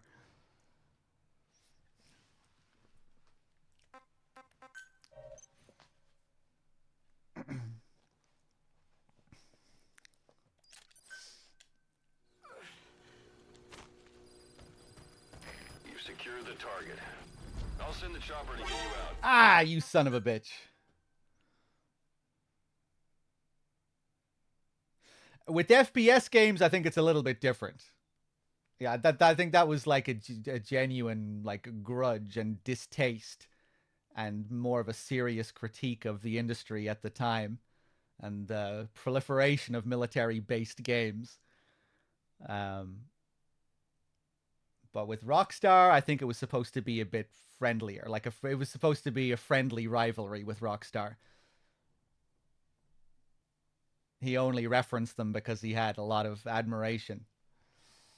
Not to say that Kojima's completely anti-first-person shooter or anything either. I don't think he is. I think he just, he just felt critical towards that trend.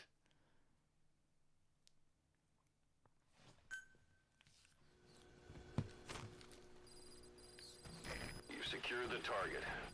I'll send the chopper to get you out. Make your way to the RV. You can check the location on your iDroid.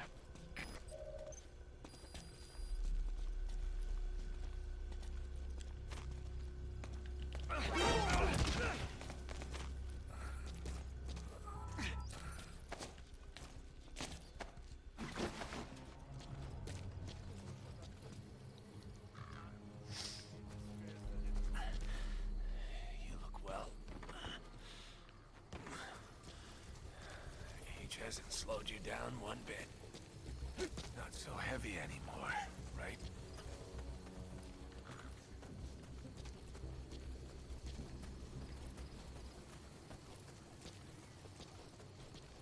Magic words, boss. I've been waiting 9 years to hear them. Kept you waiting, huh? Come on. Say it for all time's sake. Kept you waiting, huh? It's really you, Snake. All these years without you. I knew this day would come. So, to respond to Miller there, you actually have to press the action button. And it's the only time in the game where you ever have to respond yourself. It's a hidden prompt, which is pretty interesting. I wish there was more of those. So it's like literally the player being Big Boss. Proving that we are Big Boss. Speedquad, arriving shortly at LZ.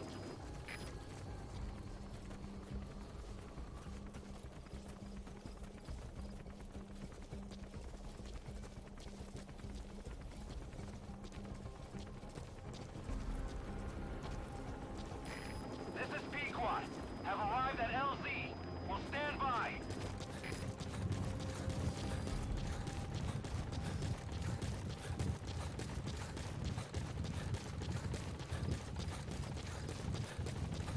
We lost it all that day.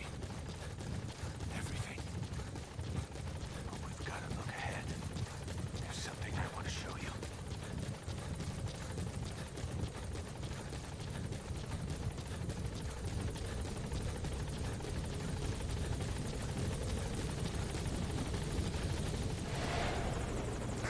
Ahab, do you read me? This is Pequod. There's a gas covering the LZ. We can't land. Pulling back.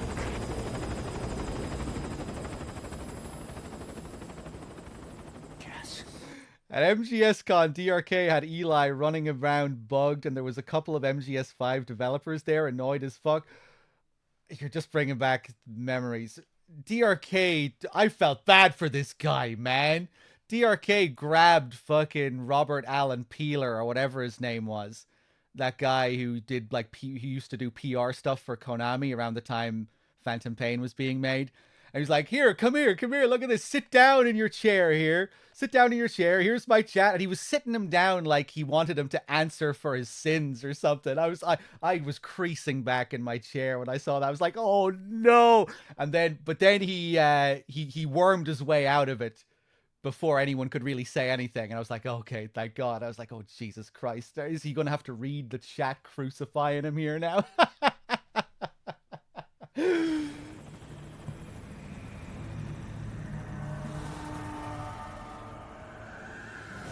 It's them.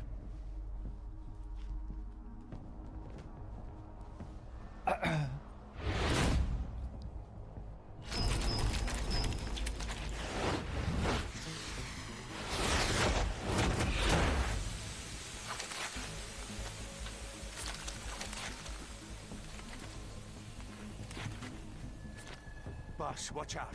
It's the skulls. Don't let them find us. Boss, whatever that mist is, it's all around you. We can't see through it. I'm changing the RV so it's outside the mist. Get over there. The chopper will be waiting.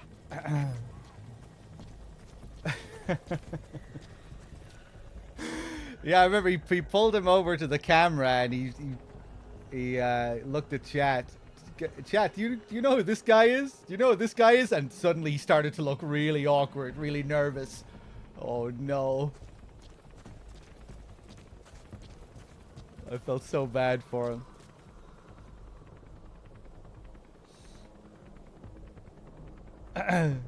I didn't really. I was talking to him off screen and pointed at the chat to let him know people would be interested in what he has to say.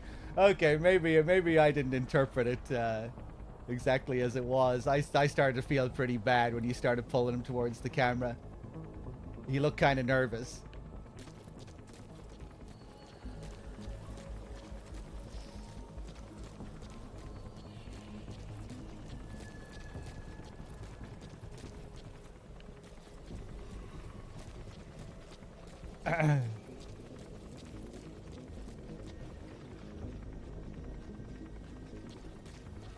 Oh shit!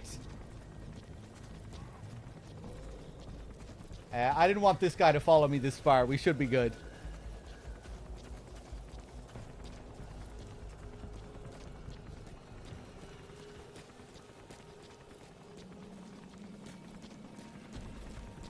But yeah, like you were pulling him over to introduce him as like the MGS5 guy, right? With the pretense that, you know, you and the chat might not be so fond of this game that he worked on. You might have been a bit nervous about what people would ask him or be wanting from him.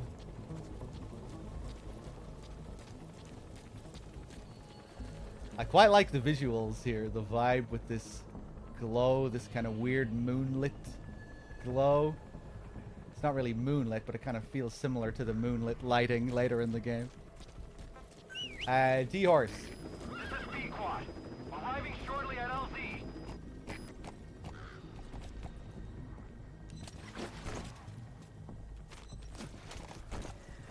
This is Pequod. Have arrived at LZ. We'll stand by.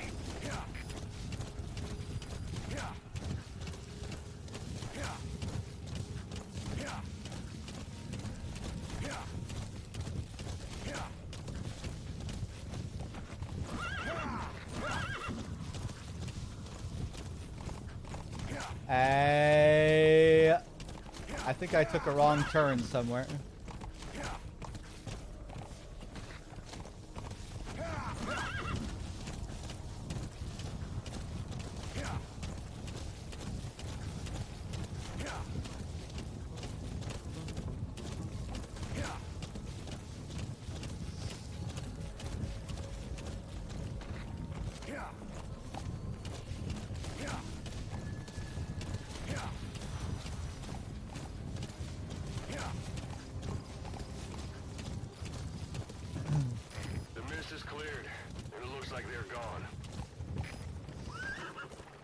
Hater versus DRK? Those things. That's the unit that attacked us before. They came at us real fast in the same kind of mist. Our men, survivors from 9 years ago, were wiped out in minutes. I don't know what they want, but it's them. No mistake.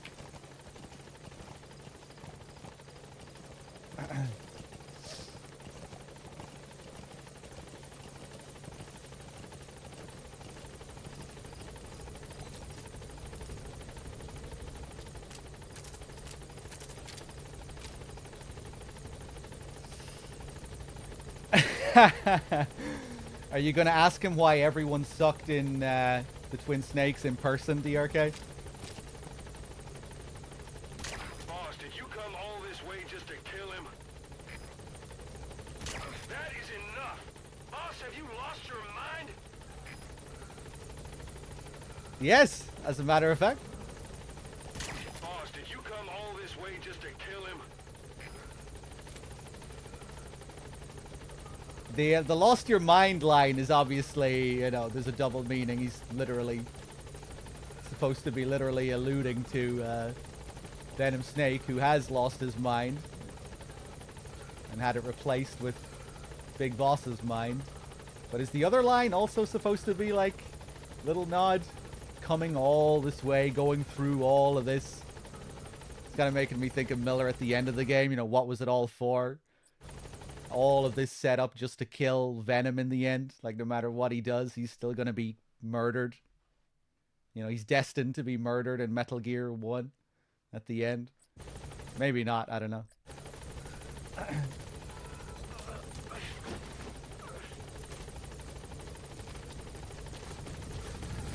right, put Miller in.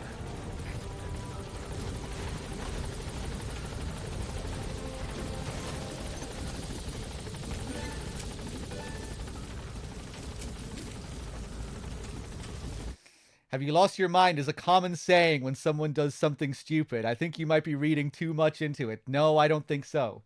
I think it is taking that common saying and spinning a double meaning on it.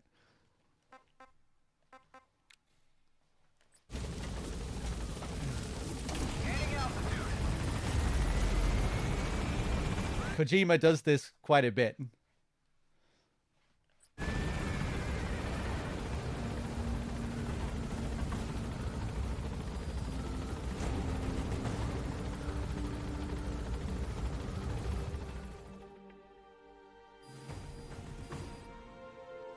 Just like the opening, the previous scene after the hospital, you know, don't take long getting used to your new self.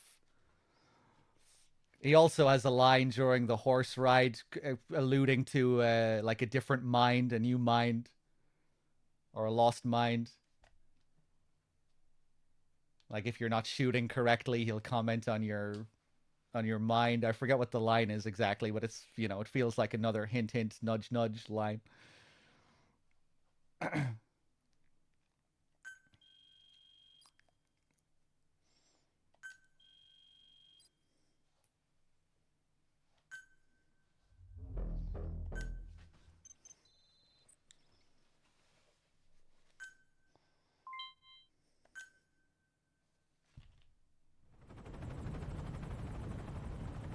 headed for the Seychelles. That's where our new home is now. Hey. That was some operation we had, huh? 9 years ago. Carving out our own world. Making our own future. And they took it away.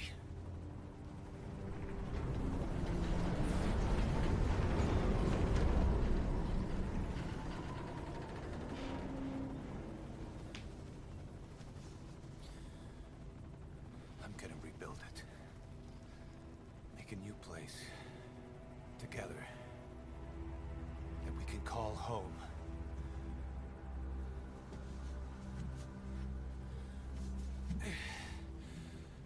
Yeah, we were dogs, all right. Slinking around out of Cypher's sight. Digging up whatever kind of dirty money we could find. You name it. We did it. You see this? Diamond Dogs. Our new home. A phantom of our former selves. Triumph. Death. We weren't allowed either. Yeah. I remember it all.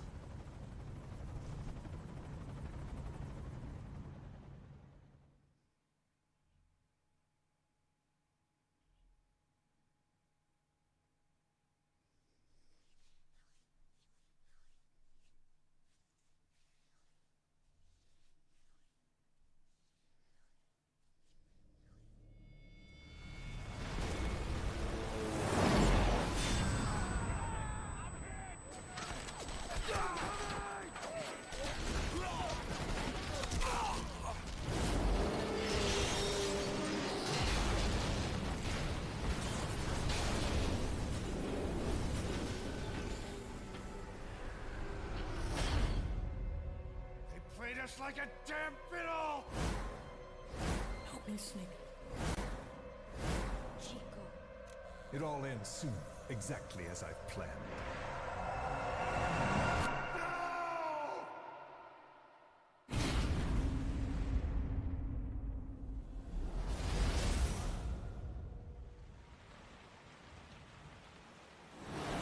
Give my regards to your boss when you get home.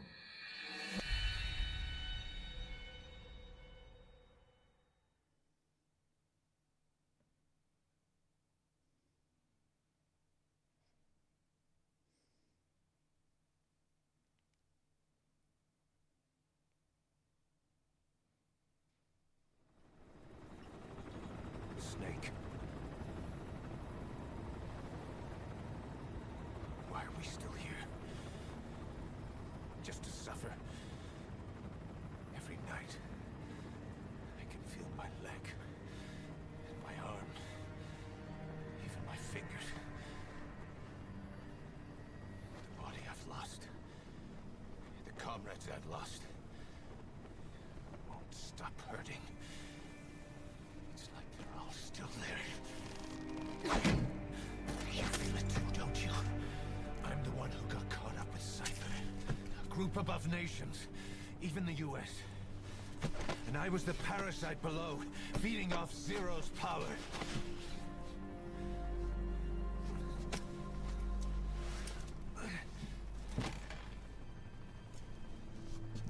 They came after you in Cyprus. In Afghanistan. Cypher just keeps growing. Swallowing everything in its path. Getting bigger and bigger. Who knows how big now? Boss. I'm gonna make him give back our past. Take back everything that we've lost. And I won't rest until we do. Approaching Mother Base. He's not there, Kaz.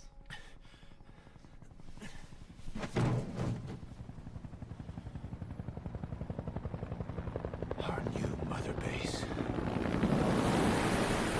I don't know how long it'll take, but I'll make it bigger. Better than before. Gosh. What should I do? Boss? Tell me. Tell me like you used to.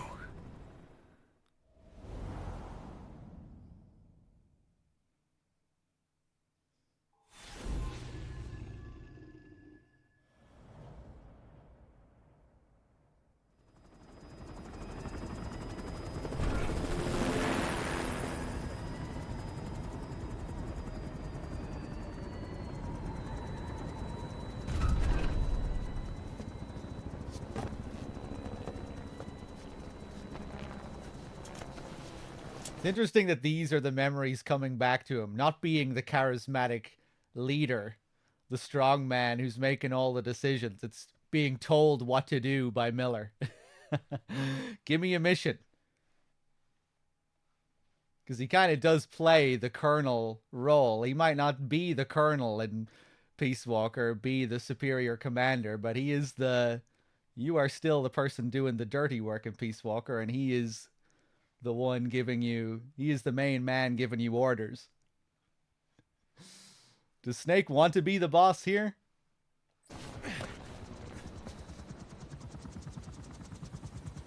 Things have changed, boss. We pull in money, recruits, just to combat Cypher. Rubbing our noses in bloody battlefield dirt. All for revenge. The world calls for wet work. We answer. No greater good. No just cause. Cause? Cypher sent us to hell. But we're going even deeper. I know. I'm already a demon. Heaven's not my kind of place anyway.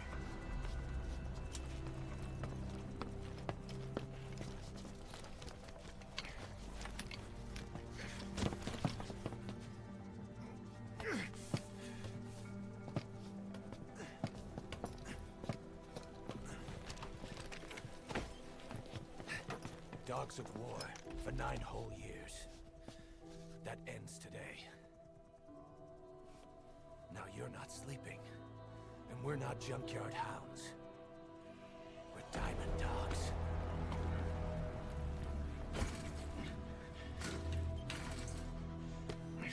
Let them talk.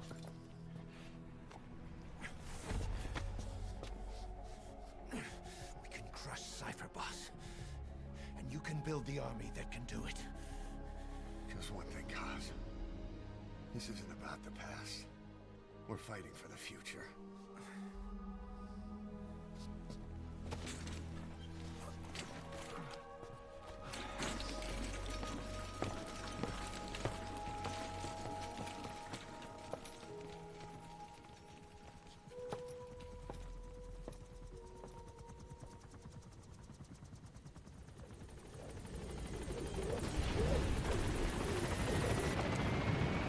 Good luck with that, Snake.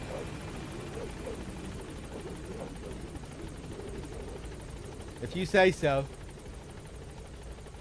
Boss, there's something I want to talk about. It concerns the running of Mother Base. Come meet with me.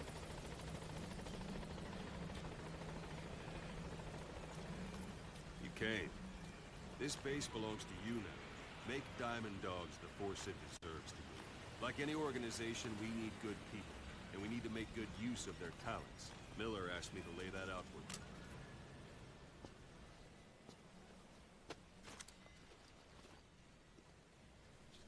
To start bringing people in, use this. It's a Fulton recovery device. When you're in the field, use it to extract any soldiers or prisoners you want back here. And we'll see if we can't persuade them to join the ranks of Diamond Dogs. Go on. Test it out on the staff here. Anyone you want. First, put them to sleep. You have a tranquilizer gun, don't you? Let's do this, boss. That won't work on me. I've had drug resistance training.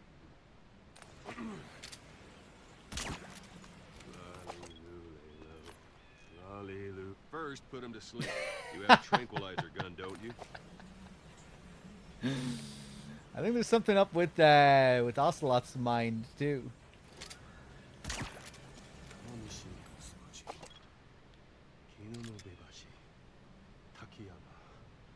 First, put him to sleep. You have a tranquilizer gun, don't you? The train stations again. 2 plus 2 equals 5. 2 plus 2 equals 5.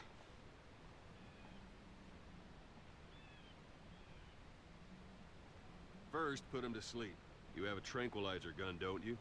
So here you get this. This is supposed to be a hint, you know, that Ocelot is in some kind of state of self-hypnosis, making himself believe that this is the real big boss.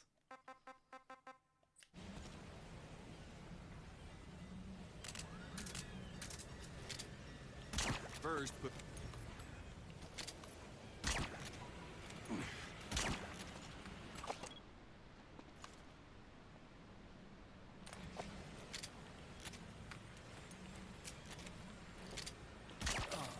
Now extract it. Out like a light. Now approach him and extract it. He dreams of the real big boss at night, I bet he does. Good.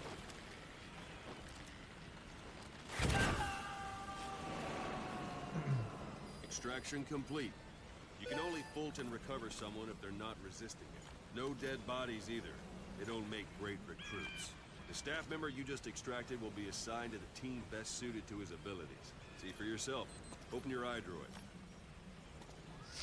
You know that mission failed dialogue in MGS2 where Rose has that final gasp, you know, where she cries out for Jack, and then there's the pause and the which is supposed to indicate that she's getting killed because they're all hooked up to the same nanomachine network.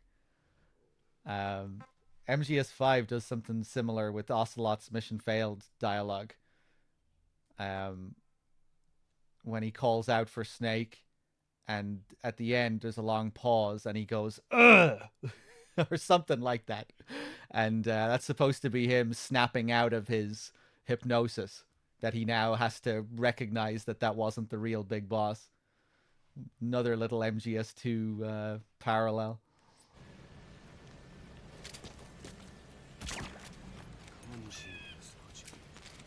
Yeah, it kind of sounds like he's frustrated.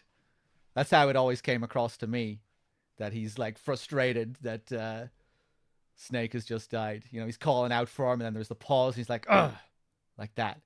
I think that's kind of how it is. It's like, ugh. I always thought it was like a frustrated kind of thing, but no, apparently it's kind of like Rose's dialogue.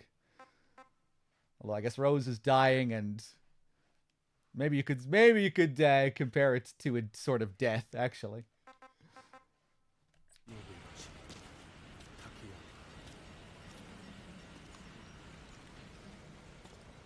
Where's the hypnosis mentioned? Oh, it's made explicit in the truth tapes at the end of the game.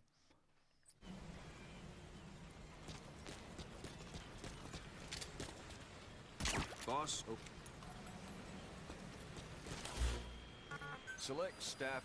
So that staff member was placed on the... How did I figure this out? I didn't figure that out. I didn't figure out either of those things for MGS2 or 5. I learned about it from people who posted notes from the actual scripts for the game. R&D team. The R&D team is in charge of developing all kinds of weapons and items that'll support you on missions. Take a look at the development list. Select weapons items under the development heading.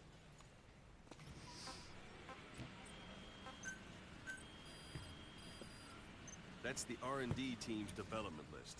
See the item called cardboard box? Didn't seem much use to me, but Miller was adamant that you'd want it on the list. The last word in infiltration technology, or so he said. In any case, we don't have the manpower to develop it just yet. We need more staff on the team. Go extract a few more people. Boss, put the iDroid away. You can also Fulton extract individuals you've knocked out. Why don't you try knocking someone out with CQC next? Show them how it's done. The construction signs? Yeah, I think they can be a bit inconsistent. Let's stand here.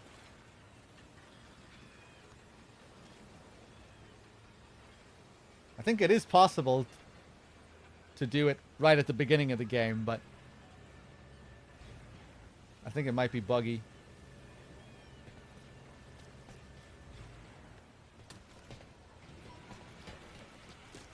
Doesn't work because it's an instance tutorial mission, not real Mother Base. I could have sworn I got it to work once at the very beginning of the game, but maybe I'm misremembering. Right, okay. I thought for sure I did it once at the beginning of the game. Good.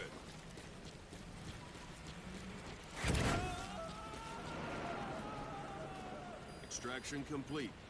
One thing I should... Go for them, not me.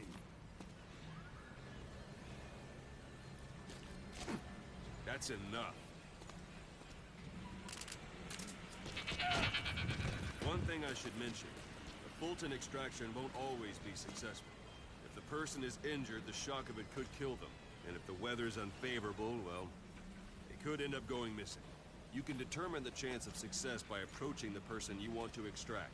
If you want to be sure you can get them out, best carry them to the chopper instead. All right, extract the next staff member.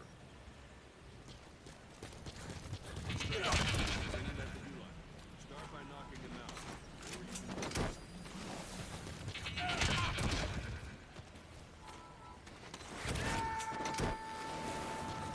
Boss, now that we have more people on the R&D team, its level has gone up. We should be able to develop the cardboard box now. Open your iDroid. Select weapons items under the development heading. Now select cardboard box and start development. Just be aware that development requires funds. Development has finished. You can have the support unit supply you with weapons and items in development. Think of it as your own personal delivery service.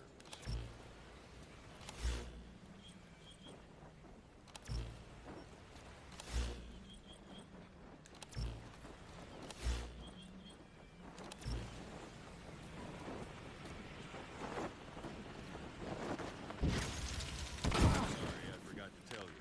When you call in a supply drop, watch you don't drop it on your head. And there it is. Not sure what it's good for, but Miller said you'd know what to do. Try it out. One last thing. The staff members you extracted were all placed on the R&D team, but that was Miller's decision. If you think they belong somewhere else, you're free to move them around. That about does it. You won't make any GMP or find recruits hanging around here. Board the chopper when you're ready for a mission. Open your iDroid and select a landing zone to tell it where to pick you up. Or if you're still in the mood for knocking guys on their asses, you can stay around here a while. Give them in some practice. Arriving shortly at LZ. Okay, peace.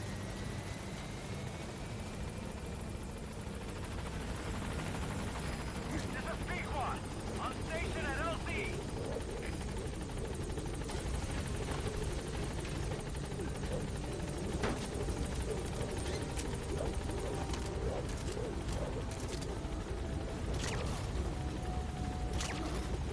Gaining altitude.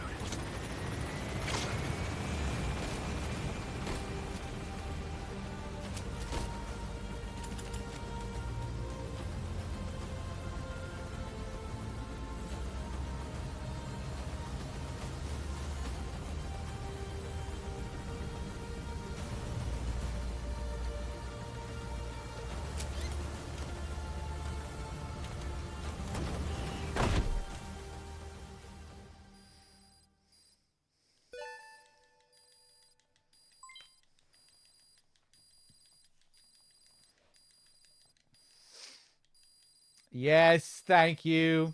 Thank you. Yeah, thanks.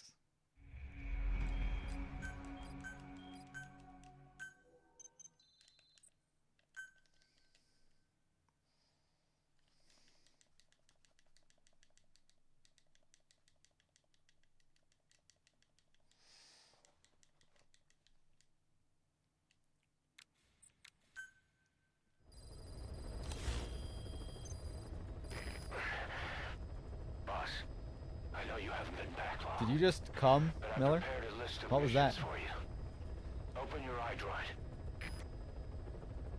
I think he had the mic on by mistake there.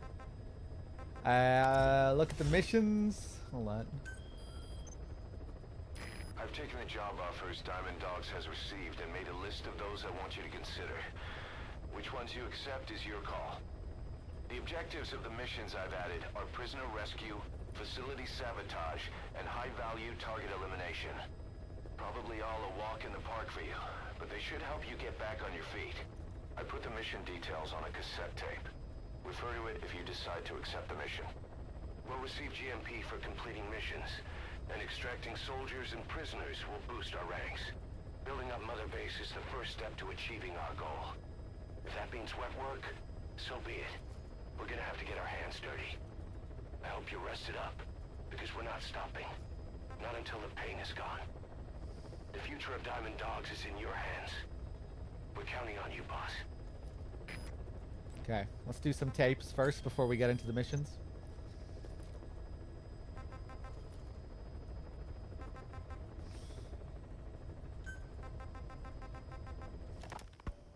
You were hospitalized in Dekelia, a British sovereign base area on Cyprus. It's part of British overseas territory that falls outside of Cypriot jurisdiction. You got moved from Cuba's Little America right into Cyprus's Little Britain. Why Dekelia? The UK and the US remain close allies. The last place Cypher would think to look for you is inside their own system. That's what kept you safe in British military hospital for 9 years. The safest place from a whale is inside its own belly. You were a regular Geppetto. Well, it wasn't Pinocchio who led me out to safety. So who was that guy? Cypher went so far as to attack British territory, burning their own ally. That's how badly they wanted you dead. He said I was in a British military hospital. But the doctor had a Greek accent. They hire locally. Easier to trust them. Dekelia is also home to Greek Cypriots, after all. What about the Turks? They haven't returned to the south. Not yet. The Cyprus dispute is still a long way from resolved. The country is just as split as it was in '74. Turkish Cypriots in the north, Greek Cypriots in the south. Between them, the Green Line, the UN established.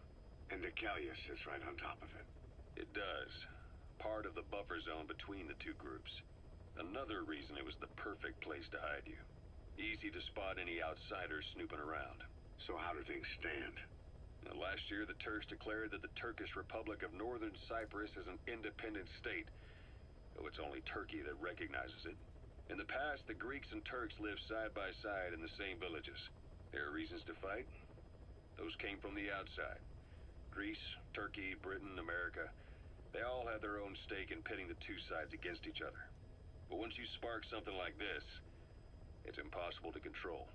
Both sides build up grudges like debt, without the foresight to see that each act of revenge just fans the flames. And then it's too late for other nations to rush in with peace talks. The embers keep on smoldering. Each nation's arrogance only breeds anarchy.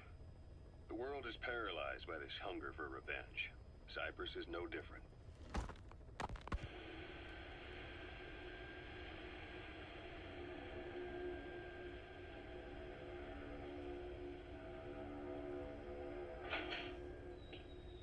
You're up. We're changing ships? We can't go sailing the Suez in a whaler. The Suez Canal. When did they reopen it? Not long after you were attacked. Once they finished sweeping it for mines after the Arab-Israeli conflict.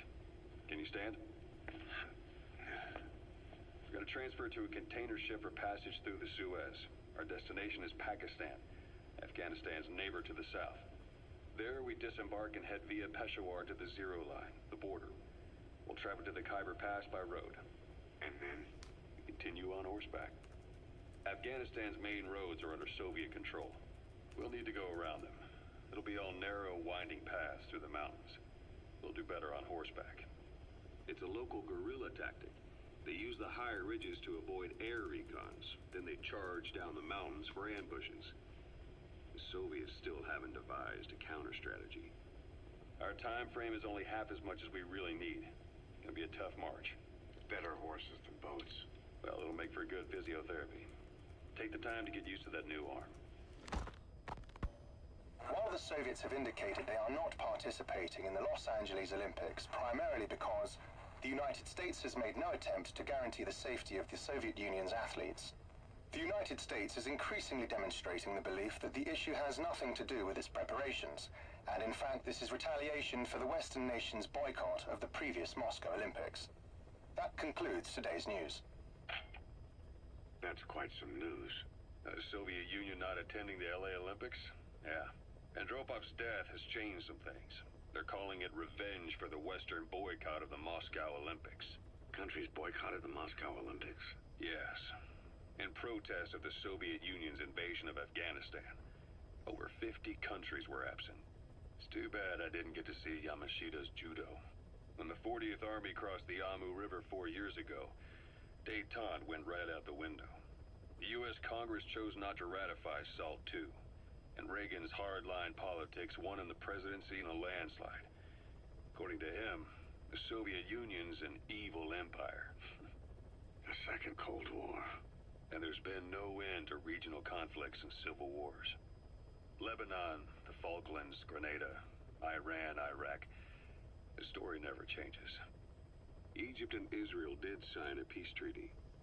But then the driving force on the Egyptian side, President Sadat, was assassinated afterward. Apparently, his actions were considered a betrayal of his fellow Arabs. Islamic extremists? Yes. Fundamentalist extremists have been responsible for some bold acts of terrorism in recent years.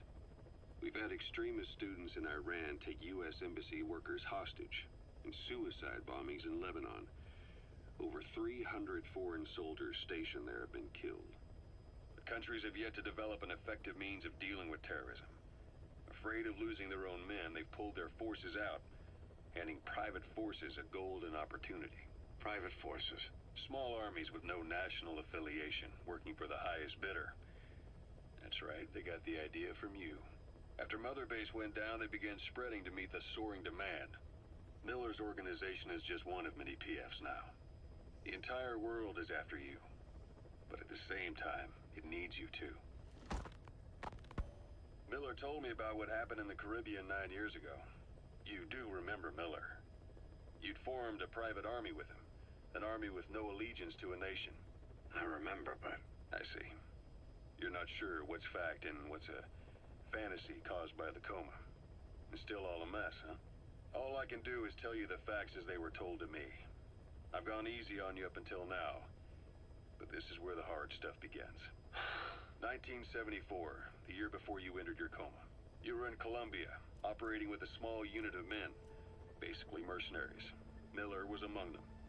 Miller was trying to find a way to turn his and your talents into a line of work. He was looking to start a business where you would fight on behalf of others around the world, those who needed military force. But the reality was, at that time, you didn't have enough gear to equip your own men. Then Miller came across this client. It was a huge job he was offering, but you had a shot at pulling it off. You accepted it and headed into Costa Rica. The client even threw in an offshore facility in the Caribbean. The Mother Base, that would be your new base of operations. Miller sure did have a head for business. As your mission went on, your unit grew and grew. More weapons, more money. Before you knew it, you were commanding 300 men. As the organization got bigger, your military powers swelled to match. It got so the international community couldn't afford to ignore you. You were just too damn successful for your own good. You, your men, had worn out your welcome. Everyone was out for you. East, West, First World, Third. It was only a matter of time before someone took you down. And that was XOF. Officially, they're an anti-terror unit under the CIA. In reality, they're Cypher's private strike force. They lured you to Cuba using Chico, the Nicaraguan revolutionary kid, and Paz, a mole who worked for Cypher as bait. While you were gone, XOF, posing as a nuclear inspection team, stormed Mother Base. At the same time, C4 they placed on the strut legs went off. The whole thing went down in minutes. XOF. Kisses and hugs followed by a big FU. All because of Miller's blind spot. A back door into Mother Base no one suspected. You remember a certain scientist. Huey was responsible for bringing the inspection team on board, giving the enemy a perfect opportunity to hit you at home. You were returning from Cuba when it happened. Mother Base came damn close to taking you with it into the Caribbean. Those of your men out on assignment returned right away. They refused to believe the wreckage in the water they found was Mother Base. But they checked the coordinates again and again, until reality finally settled in. You were supposed to die that day. That was XOF's primary objective. As far as most folks know, you did. The first doctor to see you wasn't even sure what he was looking at. Before they'd even finished operating, your men moved you to that hospital in Cyprus. It was a woman named Eva who arranged that. Rings a bell, huh? Most men in your condition would have been written off right from the start. But you survived. You went straight down to hell, and they pulled you out. Your eye wide open. Full of venom. The days of Naked Snake are long gone. Welcome back, Venom Snake. This world still needs you. Here, Snake, try this on. A prosthetic arm. Yeah, Miller was calling it the arm that wasn't there. The physiotherapy's going well. Your arm's bulked up enough for it to fit. There. Perfect. A little time with it, and it'll work better than the real thing. What do you think? Huh. I can still feel my real arm. Well, you better get used to this one quick. You have any pain? Every now and then. Where? My fingertips. My left fingertips. Sounds like phantom pain. Your brain still remembers your old hand. Yeah. What about your vision? Can you see okay? Yeah, at the moment. Now, the shrapnel in your skull is pressing on your optic nerve. I'm told any hard impact could have an effect on your visual cortex. Yeah, the doctor mentioned that. Your brain might process visual information incorrectly. In other words, you could have hallucinations. You might see things that aren't there, or not see things as they really are. You experienced any of that? I think so. When? Right after I wake up. Colors look faded. Colors, huh? Well, that's not a major concern in and of itself, but it could mean the difference between life and death in the field. You'll need to watch out for that. I will. All right. You should continue your physio. We'll be arriving soon. It's the last chance you'll get.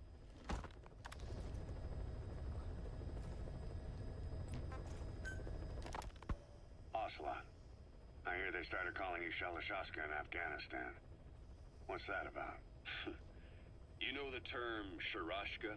It's slang for a suspicious, hastily thrown together organization. The word became associated with a type of forced labor facility in the Soviet Gulag system. OKB scientists and engineers who'd been convicted of crimes were sent to a Sharashka for forced R&D. The Sharashkas were supervised by Lavrenti Beria of the NKVD, the secret police, under the official name 4th Special Department. Forced research? That's not very different from what we do here. Diamond Dogs is different. Everyone here believes in you. Regardless of where they came from or why they're here, they revere you. And they're fighting because it was their choice. And if it wasn't, they'd leave? Who knows? That's our reality here, whether it's real or not. If there's another truth, I don't want to know it. All that matters is that's the concept that's taken shape in their heads. The traces of a group ideology, our superstructure, to put it in Marxist terms. All right. Go on. Right. So anyway, at some point the enemy started calling me Sharashka. This was after the war in Afghanistan broke out. While I was keeping an eye on you in that hospital, I was also heading up interrogations here. The men I broke gave up their comrades and families, everything they wanted to protect them most. No real cause for it. I just let myself get caught up in the old Russian pride. And suddenly I received the honor of becoming Special Interrogation Advisor to the forced labor camps. But the more men I interrogated, the more people saw me as just that, the interrogator. It helped cover my real objective of keeping you safe. You went that far for me? Far enough to keep you alive. I ended up being pretty well known among the Afghan guerrillas. Some of them would have seen me on the battlefield, and that's how I got the second half of the name. Shashka. It's a sword, a type of saber from the Caucasus. Russian dragoons and Cossacks carried them into battle. Now, the Russian Empire had a general by the name of Fyodor Arturovich Keller. His bravery earned him the nickname Russia's Greatest Shashka. Someone must have known about that, because somewhere along the line, Shashka got stuck on the end of Sharashka. The guerrillas were using the name amongst themselves, and by the time I got to hearing about it, pronunciation had wound up as Shalashashka. So, half Gulag, half hero sword. It was a perfect fit. But you see how rumors and ideas about people can get out of hand fast. Once you create a character and put it out there in public mind, it warps and twists with every baseless rumor. And before you know it, all people see are phantoms. In my case, it works out just fine. I'm plenty used to working under aliases. So, another interesting little tape here. This comes back again and is quite significant when you get to the truth tapes. There are some tie-ins. And, of course, it also seems to comment on the development of the series itself when they were first creating Ocelot's character in MGS1. It started, the name Shalashashka in the games also started as a mistranslation. Kojima read the name Shalashashka when it should have been, like Ocelot was talking about, Sharashka. It should have been Sharashka. But some wound up as Shalashashka wherever Kojima read it. So yeah, it seems to tie into the actual development of the games as well. A mistranslation within the world of the game, and by extension, outside of the game as well, the development. Shalashashka does sound cooler, I think.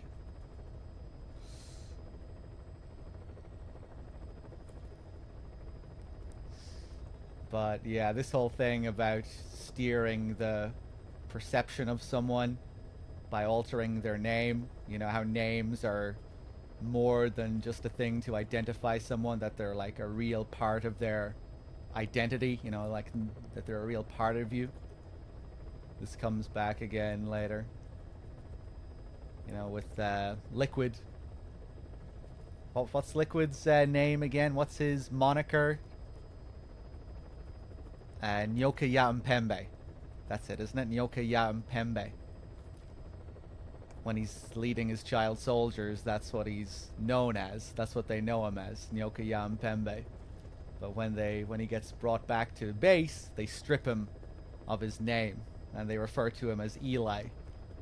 And Liquid is not happy with that, because when he loses his name, he loses the power that's tied to that name.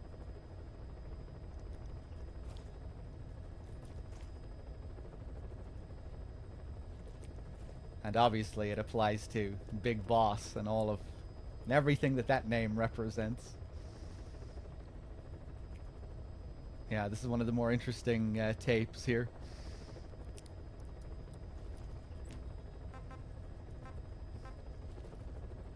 It's interesting as well. It makes me think of the opening credits that you get for every mission.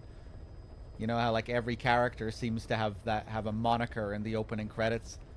You get Punished Venom Snake, Venom in inverted commas, Shalashaska Revolver, Shalashaska Ocelot. And Miller is given a new name in this game, Benedict, whatever that's supposed to be referencing, I'm not sure, but yeah, they all have their, in quotes, middle name moniker, which is an interesting thing about the credits in this game. Seems to be tying in with this idea somehow.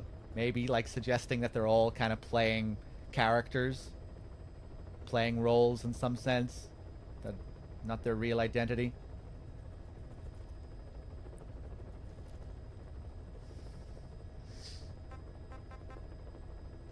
I always found it strange as well that in the opening credits for the missions, they're introduced by their character names. You would think that would have been the chance for Kojima to highlight the actors playing these people, you know, Kiefer Sutherland at the start of every mission. No, you get those names at the end of the mission.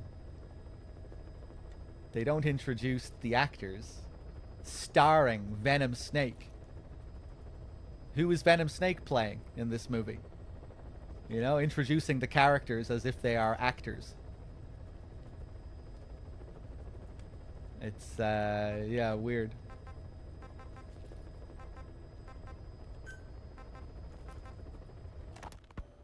So SALT II still hasn't gone into effect. That treaty was drawn up to limit not just the size of the U.S. and Soviet Union's nuclear arsenals, but also their delivery systems. The whole deal. Just when we thought all those years of negotiations had paid off, somebody decides to invade Afghanistan. The timing couldn't have been worse. The president was in the middle of the SALT II talks back then. You mean while you were busy trying to stop Peace Walker? I heard.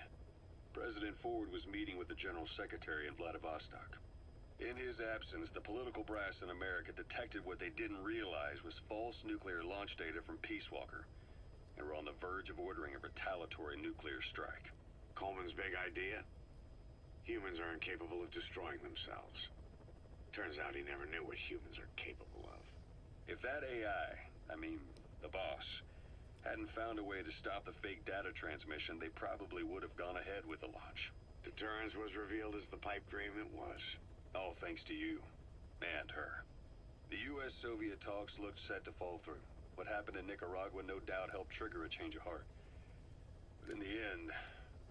The time's to find the politics. When you've grabbed their tail, they turn and bite your hand. I first met you 20 years ago now. The place was Selenouyarsk in the Soviet Union. We were enemies. I was with the GRU. You were still fighting for America. 1964. Operation Snake Eater. Its objective? The assassination of the legendary soldier known as the Boss. When you returned home successful, they awarded you the title Big Boss.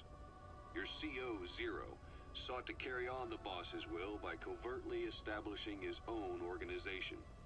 You knew the original members from Operation Snake Eater. From America, there was David O, or as he was to you, Major Zero. Donald Anderson, aka Sigint, Dr. Clark, who went by paramedic during the operation, and the fourth, you. From China there was Eva, and me, Ocelot, from the Soviet Union. 6 in total. To us, government notions of friend and foe were meaningless. As were East and West, we joined forces by our will alone. Our objective was to fulfill the boss's dying wish, to make the world one. And to do it, Zero used the Philosopher's Legacy, the secret war fund you obtained during Operation Snake Eater. This organization would go on to become Cypher. I, on the other hand, was left with the problem. You only recovered half of the legacy. I had to locate the other half myself. When I found the funds, I passed them on to Zero, just as you wanted. I still trusted him in those days. We thought what he was doing was the boss's will, until he started that one project. Les enfants terribles, Zero called it. You parted ways, as did Eva, leaving only Anderson and Clark still with him. I maintained limited contact, although truth be told, we were just keeping tabs on one another. The reason was always you. After you returned to the army and created Foxhound, you left America. For a time, even I'd lost track of you. I'd imagine Zero did too. You always were the best when it came to hide and seek. Zero created Cypher, an information network to tap into every corner of the globe. Woven together, Cypher's arteries make the world just one big organism. And that's not all. It also monitors the thorn in Zero's side. That's you, tracking your coordinates wherever you might go. The further you strayed from your roots, the larger Zero became. It's as if he was trying to close the gap between you. But before long, he disappeared from public life. Only a few people had direct contact with him. For a time, I was one of them. Then a year after you fell into your coma, he slipped out of sight entirely. Since then, nothing. No photos, no recordings, not even a reliable rumor as to his whereabouts. I tried every method I could think of, but Zero was gone. Freed of his control, his creation, his power continued to grow. Cypher is a great beast, and Zero was its spine. But even without him, it's endured, evolved. But now its body is rotting, riddled with parasites. Parasites like the ones who attacked you 9 years ago in the Caribbean, and then at the hospital. Cypher's Black Ops Unit, XOF. They learned where you were, and came to wipe the slate clean. Christmas Eve, 1979, the Soviet Union rolled into Afghanistan. Muslims had revolted against the Soviet-friendly regime established the year before. The DRA forces could no longer contain it themselves, so the Soviets went in to intervene. The Afghan government was powerless and fraught with infighting. They lost the hearts and minds of the people, and that alarmed the Soviet leadership. With the Islamic Revolution happening in Iran, the Soviets felt they had to act fast or risk the spread of Islamic revivalism. A superpower, sending a motorized rifle division against men on horseback with antique rifles. Everyone thought it'd be over in an instant, only it wasn't. Some Muslims made their fight a jihad, a holy war, and began a guerrilla campaign on all fronts. A war of attrition. These fighters call themselves Mujahideen. They're being supported by the West through Pakistan. That's why Miller was involved. He was training them near the Zero Line, sponsored by the CIA. The war has become a nightmare for the Soviet troops stationed here. They thought they'd be headed home in 6 months at the most. Then a year passed. 2 years. Now here we are 4 years on with no exit in sight. Afghanistan has become the Soviet Union's Vietnam. The Soviet troops on the ground want to go home, but at least they have homes to go back to. The Afghans have lost theirs. The Soviets destroy the Kishlaks, villages, wherever they can. They burn down homes and fields, fill in wells, turn pastures into minefields. It's created a mass of refugees who fled to Pakistan. If the Mujahideen are fish swimming around the villages, the Soviets will go so far as to dry out their ocean. But this has had a big price. There's bitter resentment among the Afghans, and they're taking out their anger on the soldiers on the front lines. Among the Mujahideen are the Pashtun people. They're fiercely devoted to their code of Badal, or revenge. Soviets they've captured have had their hands, feet, and noses cut off before being left to die at the side of the road, just to show their comrades what they're capable of. Friendlies who come across them can do nothing but put them out of their misery. Then they burn down another village in retaliation. And the cycle of vengeance goes on.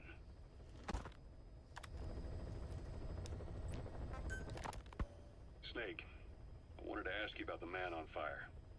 What do you remember from the hospital? Anything we can use? Well, he took off the moment the sprinklers started up. Sprinklers? The fire system? And when he got sprayed with water from the burst pipe, it slowed him down. When we escaped on horseback, he wouldn't cross the river either. And then it started to rain. And he disappeared. Water against fire. Is it that simple? I mean, it makes sense. It's just hard to believe it would work on a guy like that. All right. Let's play one of these missions, shall we? I'm starting to get very tired here. But that's okay. DRK will be here soon to take over. Let's see. Let's show the little C2W thing, shall we? We'll go in and free roam and destroy the thing just to show what happens here. So yeah, let's free roam.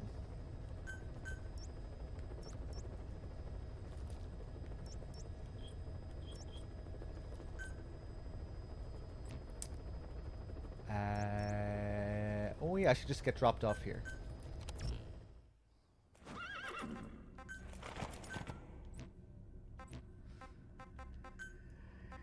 Oh man!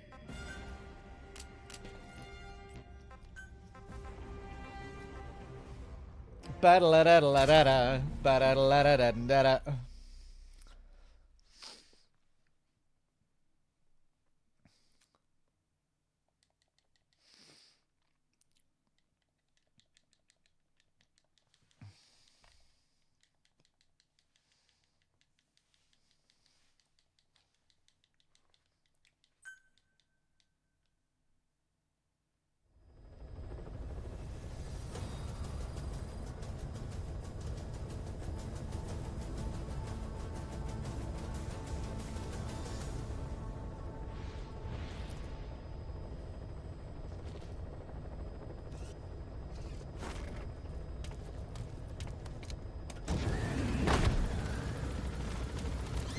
Damn, I wish you could take D-Horse into the chopper.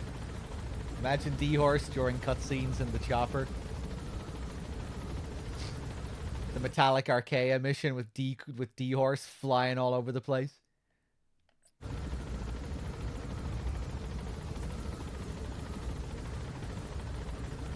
What time is it where I am? It is 1:10 a.m.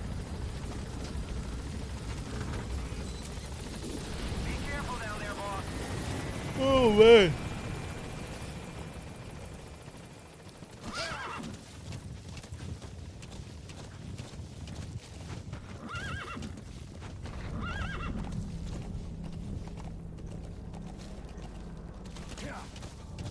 Say, boss, you see many animals in the field. The truth is, an environmental NGO has asked us. Let's call Pequod back here. If you have the time, can you extract some back here? Got back here, Pequod.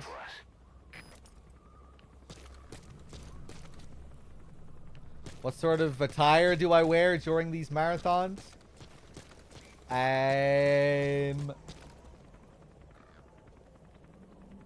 Right now, I'm just wearing some kind of light sweater thing and jeans. Arriving shortly at LZ.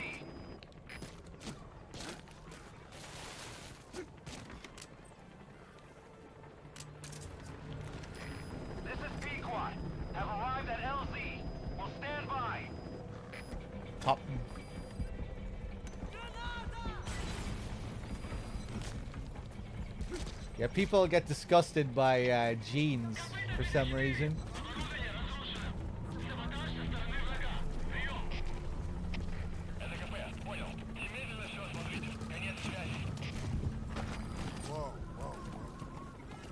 So let's see if that's saved.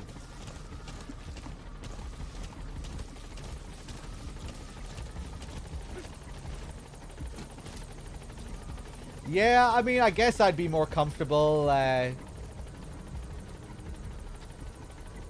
wearing sweatpants, which I do sometimes wear, but I'm fine wearing jeans as well. It's not uncomfortable to me. Well, I guess I'm used to it.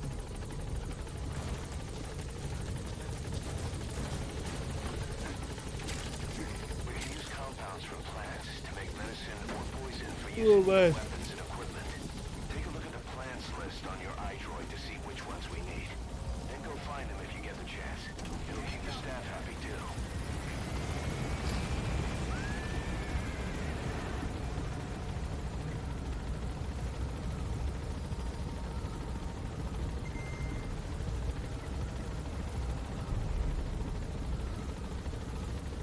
Departing.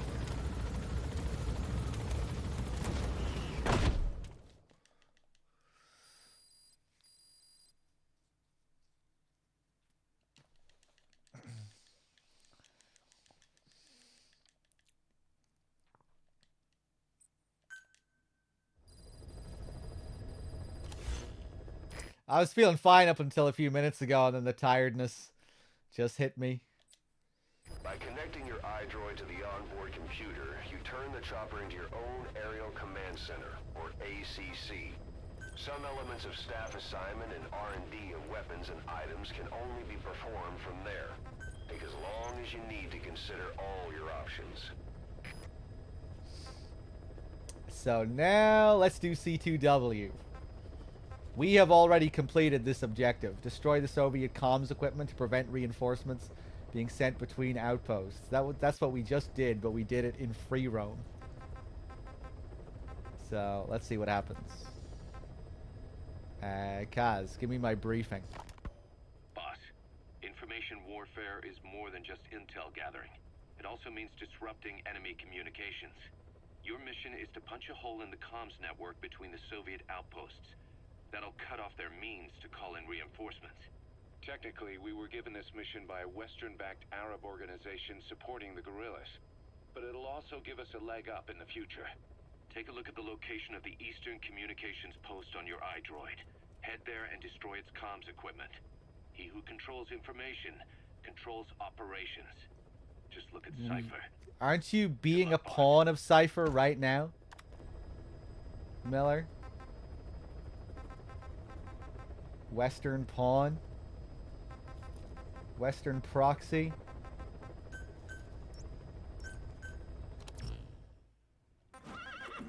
Let's do it. Now, I think the last time this worked. The time before, it didn't. Maybe I fucked it up the time before, or maybe it's buggy. Let's see what happens this time.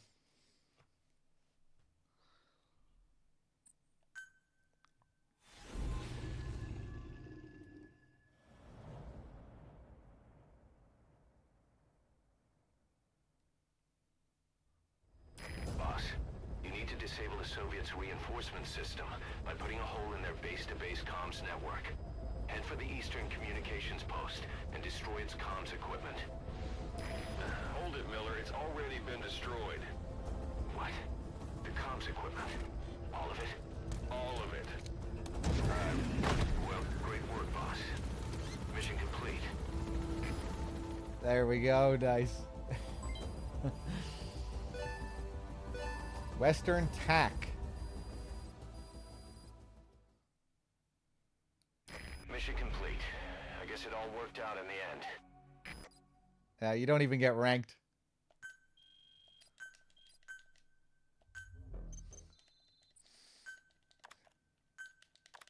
How you feeling, boss? Getting used to being in the field again? Having choppers and horse at your disposal is indispensable for operating in the wilds of Afghanistan. I've gone ahead and arranged for you to be able to develop and customize weaponry for support choppers. And you can also develop new equipment for D-Horse if you like. Use your iDroid to start development as needed. Remember the guys you brought back from the base in Cuba 9 years ago? Believe it or not, some of them survived that hell we went through. Word reached them that Big Boss is back and they wanted in. They're good men. Our brothers in fate. They'll be glad to know you've seen them here. Skill diplomat. Yeah, I'm sure Kojima was very diplomatic during the development of this game. With the chain of command at Konami.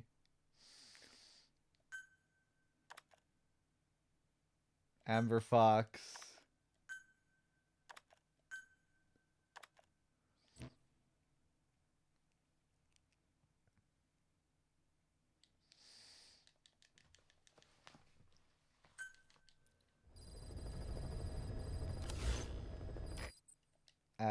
Oh no. The side ops list is comprised of problems we need you to resolve. Objectives to be completed, and information gained from the soldiers and prisoners you've extracted. These aren't missions per se, but if you can take care of them when you're free, I'd appreciate it. Diplomat lessens instances of trouble within unit.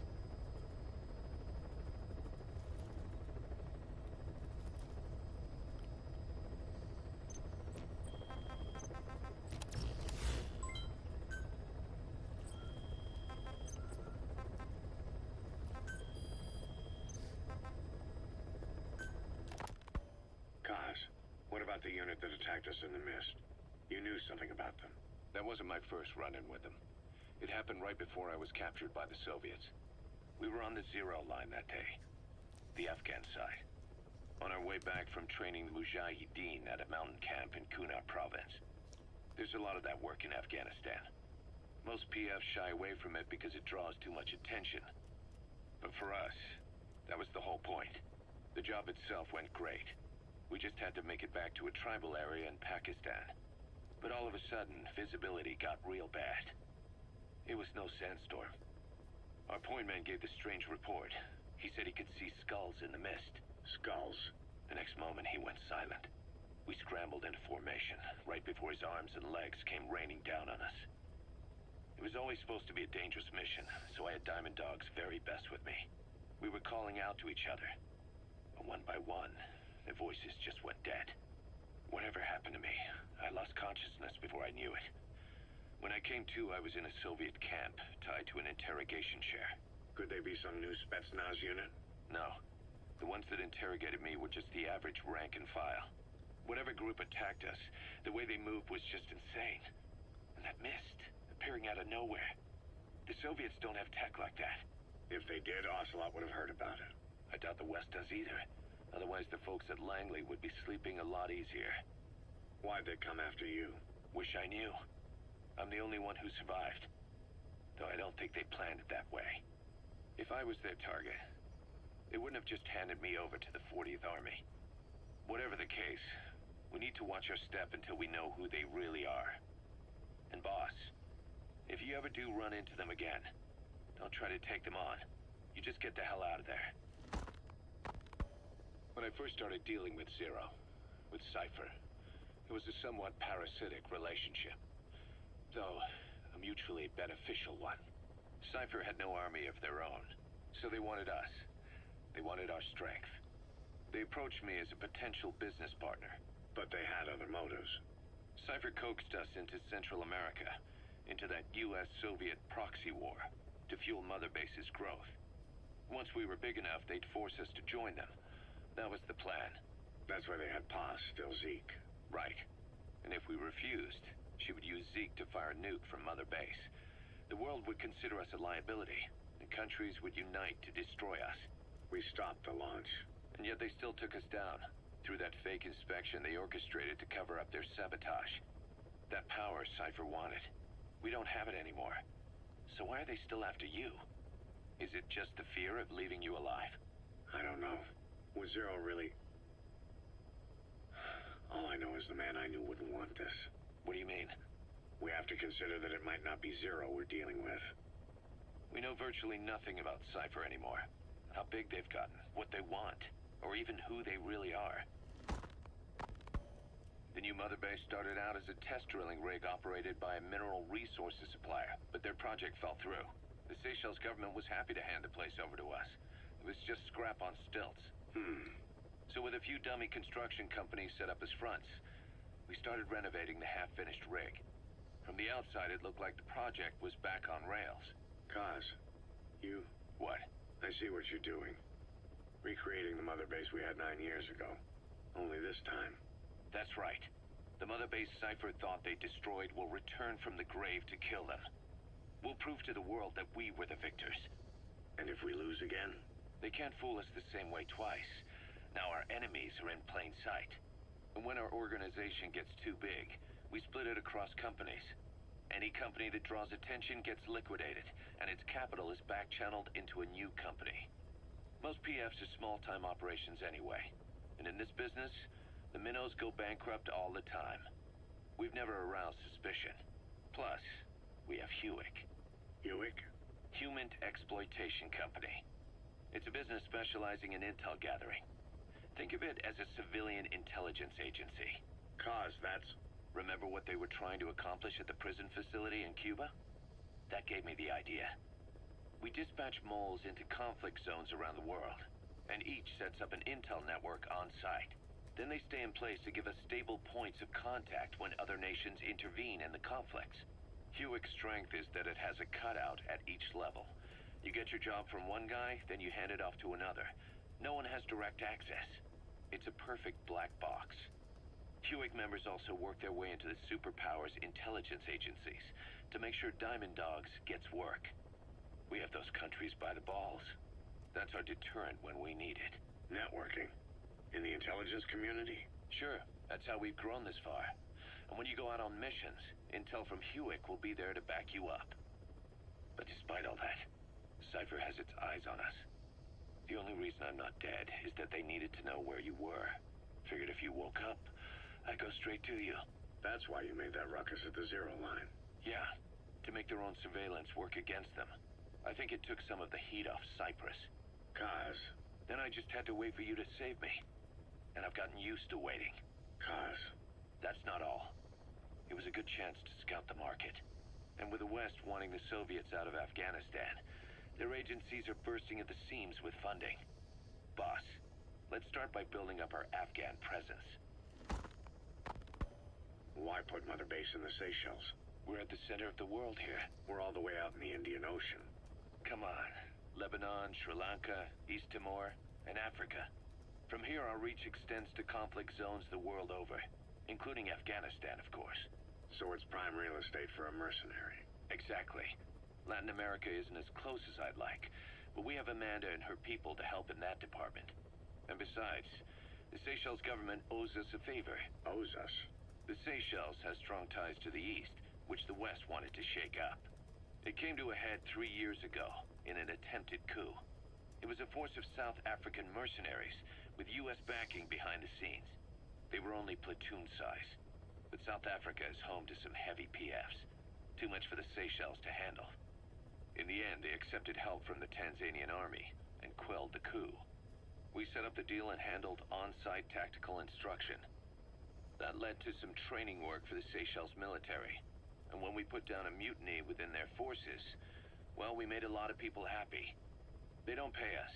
They just let us have a piece of their offshore territory on the promise we'll come running if something else happens. So we're bodyguards, too. It's a good setup. We can only take Mother Base so far here. We'll have to find somewhere else when this place starts getting big. Aren't you being a little hasty? Nothing hasty about it. You're back with us now. So, Kaz, the ship that took us from Cyprus, it used to be a whaler. Yeah, a Japanese vessel. How was the voyage? It was... stimulating. Well, she was part of a whaling fleet up until a few years ago. Her displacement isn't anything to write home about, but she can really move. She still had plenty of life left in her, but then the work dried up. Global opposition to whaling has been mounting for years. Is that right? The push to ban it has been gaining traction for a little over a decade. Individual species came under protection as the years went on. And then 2 years ago, the IWC adopted a moratorium on commercial whaling. Several countries, including Japan, fought it to the bitter end. But eventually, most whaling companies had no choice but to throw in the towel. You ever tried whale snake?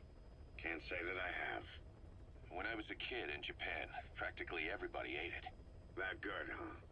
The country was poor in those days, and whale was cheap. International opinions changed since then. In any case, that's why we were able to get a bargain price on the ship. Of course, we did end up spending 5 times the purchase price in modifications. We had to really work to fit in all the ESM and communications gear while keeping the whaler look intact. Right now she's going around conducting SIGINT missions. In the future, we plan to use her as a communications relay base between you and Mother Base, and also as a chopper resupply vessel. Diamond Dogs. The word diamond originally comes from the Greek adamas. It means indomitable, unyielding. Other words for the stones often mean eternal bond, fortitude, or purity. The same is true of the Star of Bethlehem flowers you laid on the boss's grave. They represent innocence, as well as chastity, yielding to no man while maintaining one's virtue. In other words, staying loyal to something. All right. Let's do another mission, shall we? Yeah, that little moment where Miller talks about Humint and his goal to create a Humint network. That's kind of interesting because it calls back to one of the side ops, the destroy the AA emplacements side op. You know, when we rescue that prisoner and destroy the AA emplacements, and he talks about how he was tortured and you know what Skullface said to him, quoting Skullface, quoting Big Boss, but he also gives his theories about what's going on at that facility, and he says that they're trying to create a Humint network without borders. This is calling back to that, which is interesting. At first I thought, oh, he must be talking about Cypher, Zero, this Humint network without borders, but that doesn't really make... I don't think that's who he's talking about there, because that doesn't really fit with what Cypher is, right? Humint, it's like SIGINT, you know, SIGINT, Humint, signal intelligence, human intelligence. Human intelligence is like gathered through human sources, like on the ground, interacting with people, gathering information. Whereas Cypher is more about SIGINT, right? So when he talks about, when he's theorizing about them creating some Humint network without borders, who's he talking about there? I guess it still feels like he must be talking about Cypher. Well, yeah, unless it's trying to, like... Is it saying that, like, we are performing the Humint for Cypher if we are just pawns in their proxy game? I don't know.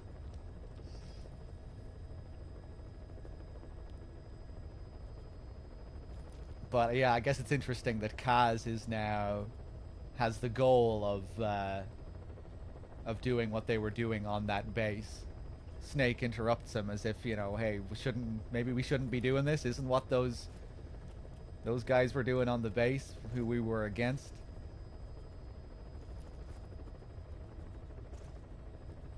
Hey, what's up, Martian? How's it going, man?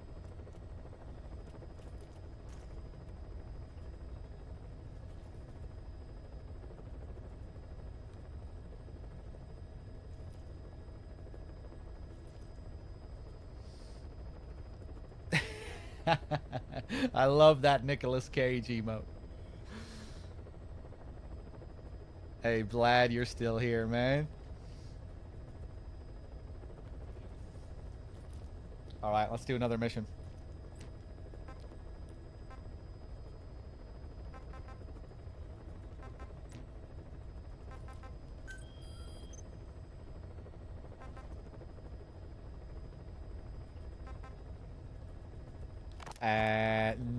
I think I want to go and get a Russian interpreter first.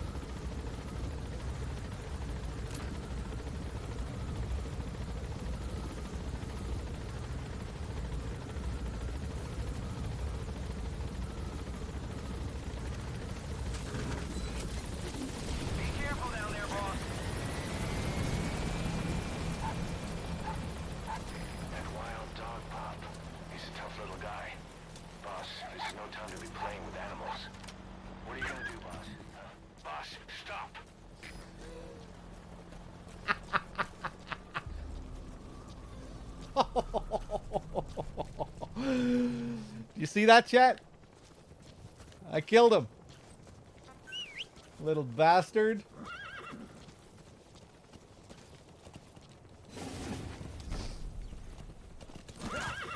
That shut him up.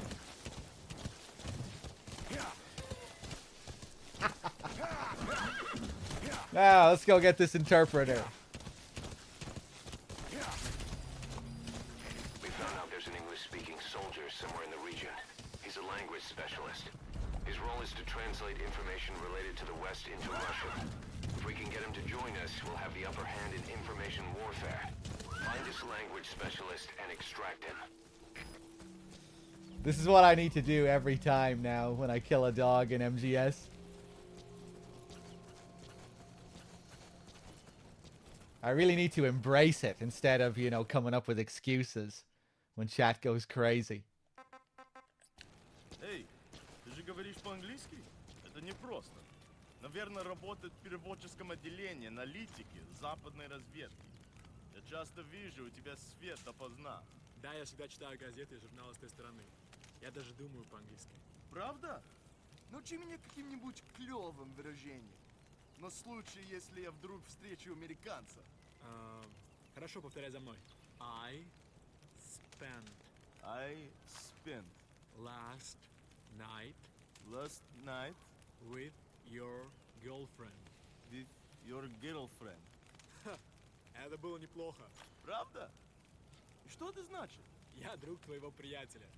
Ого, это действительно полезно. Любые мелочи могут помочь в этой холодной войне, да? Точно. Эти слова могут спасти твою жизнь. Ха-ха, может быть.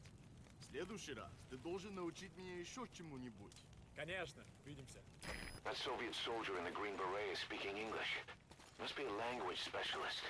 With him on our side, we'd be capable of Russian interpretation support. Try and extract him. With your girlfriend. Let's take this guy out.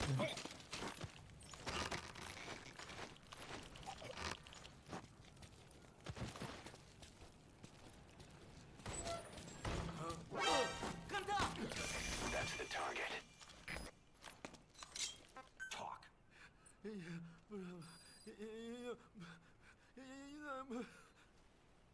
Spit it out. Your English is pretty good, American. If you need help with Russian, I can help. Speak.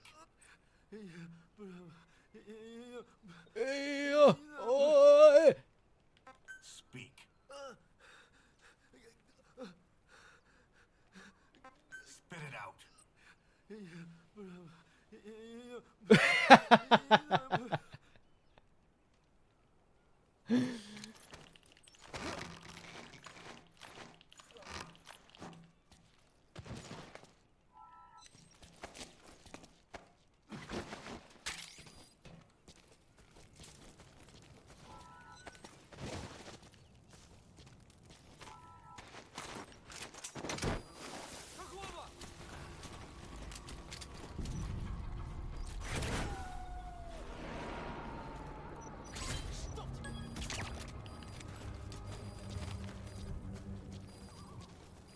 Back to base.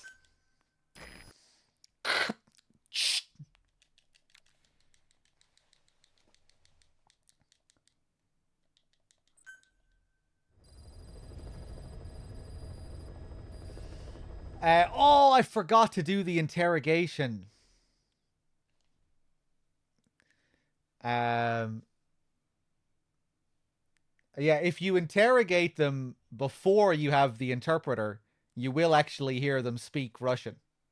But once you get the interpreter, they just mumble and you just get the subtitles. It's weird. But if I interrogated another Russian guy apart from the interpreter there, we would have gotten Russian dialogue. And if you interrogate a Russian person a few times before you get the interpreter, Ocelot will chime in saying, while he does speak Russian, don't expect him to do your interpreting for you. And he also comes up with a story that the reason you've lost your ability to understand multiple languages is due to the horn that's in your head. But it kind of sounds like he's making it up on the fly. It looks like that horn has impacted the language center of your brain. I forgot to do that earlier. I meant to do it. And now I think it's impossible to do because I got the Russian interpreter. Or maybe you can do it by interrogating a non-Russian person. Maybe you'll be able to do it with the Congo guys later on.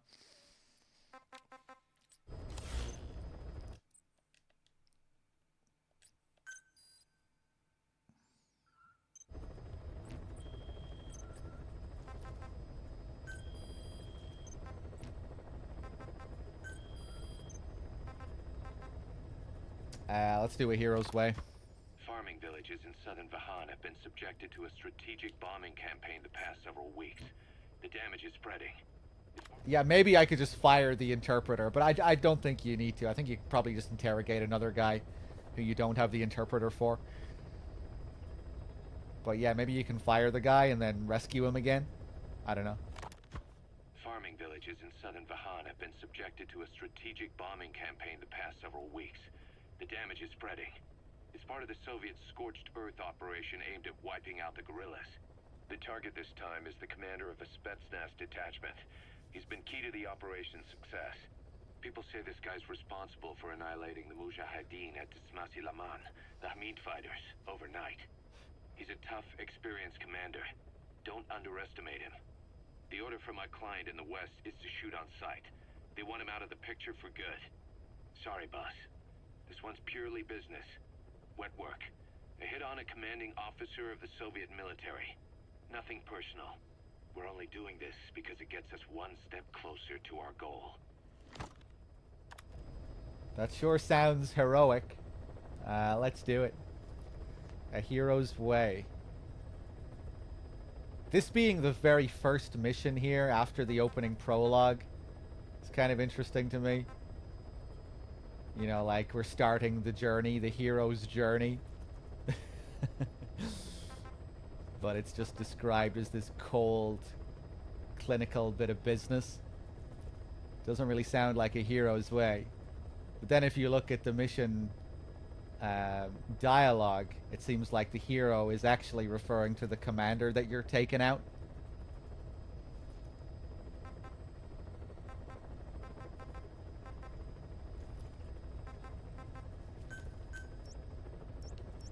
Not that he comes across as particularly heroic, it's just that he seems to have a set of ideals, a code.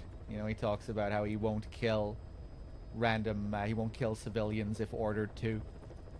That he's willing to crush the enemy, but if it means killing civilians, he would kill his superiors instead if ordered.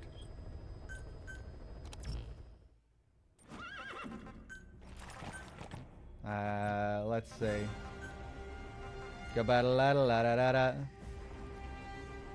What does C2W stand for? I'm not sure. I'm not sure. Eliminate the Spetsnaz.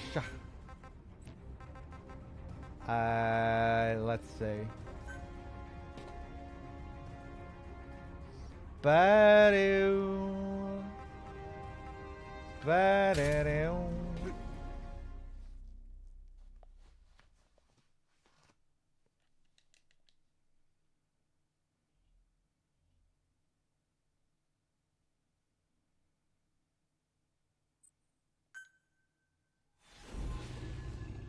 Command and control warfare. Interesting. Yeah, I always wondered what it meant. I was just never bothered to look it up. Your target is a Spetsnaz detachment commander. Your orders are to take him out. With skills like his, it'd be a shame to waste him. But I'll leave the method up to you. Boss, make your way to Deshago Calais. That makes sense, I guess, given that you're destroying communications equipment. And eliminate the target. Command and control.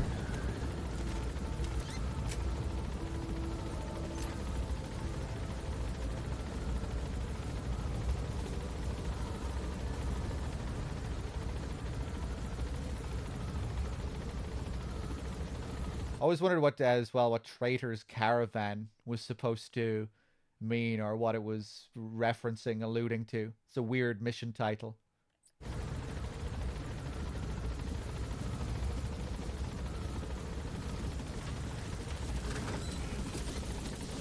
careful down there, boss.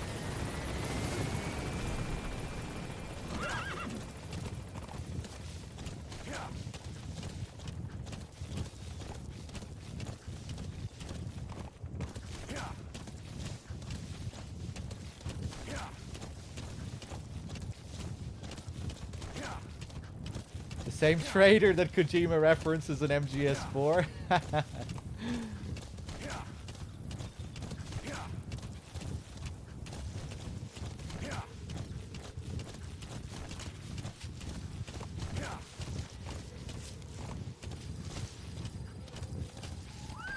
You've arrived at the objective. Your target should be somewhere in that outpost.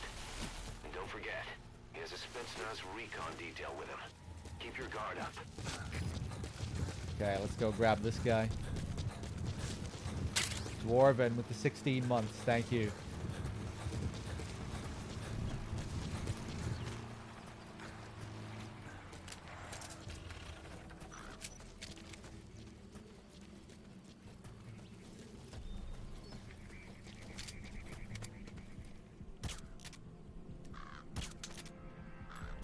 Nope. I'm missing the head every time.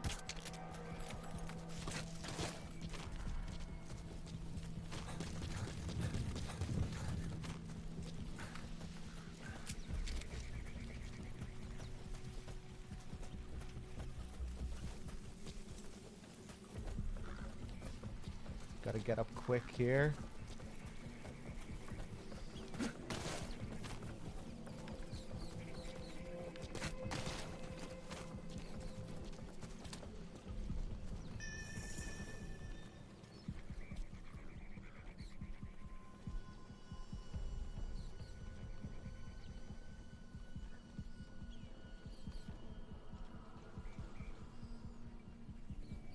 Говорят, Хамиды в Досмосее ломан уничтожили. Похоже, гражданским тоже досталось.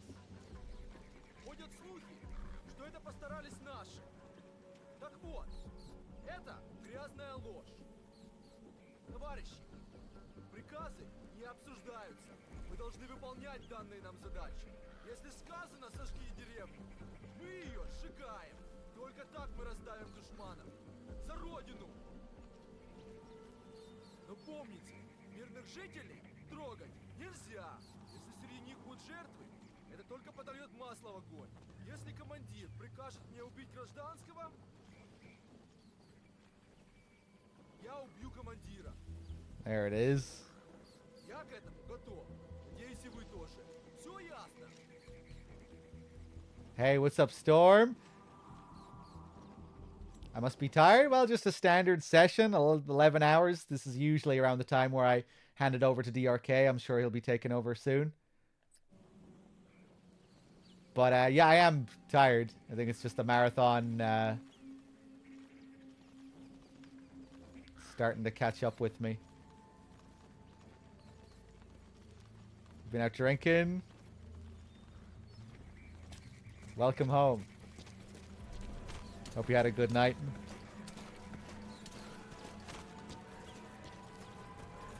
Little kids.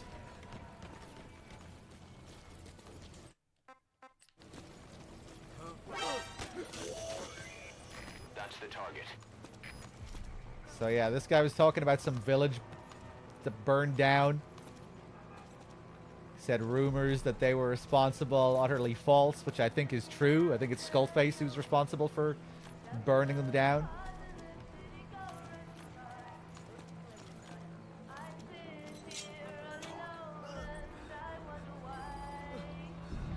We burned a bunch of villages, but I swear we didn't kill any civilians.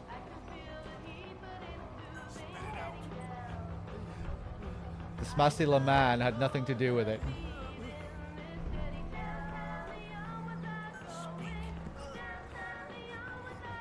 This area is controlled by an unknown group.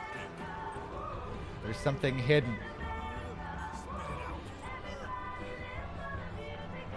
foreshadowing the mission where you go to this Desmassi-Laman to get the honeybee.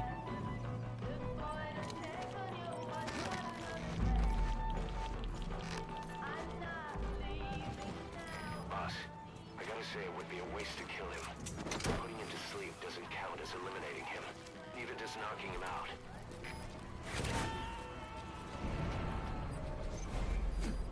Target secured. I'll tell the client we sent the target to a place outside of heaven. Boss, your objective's complete. Exfiltrate out of the hot zone by chopper or on land. Don't hang around.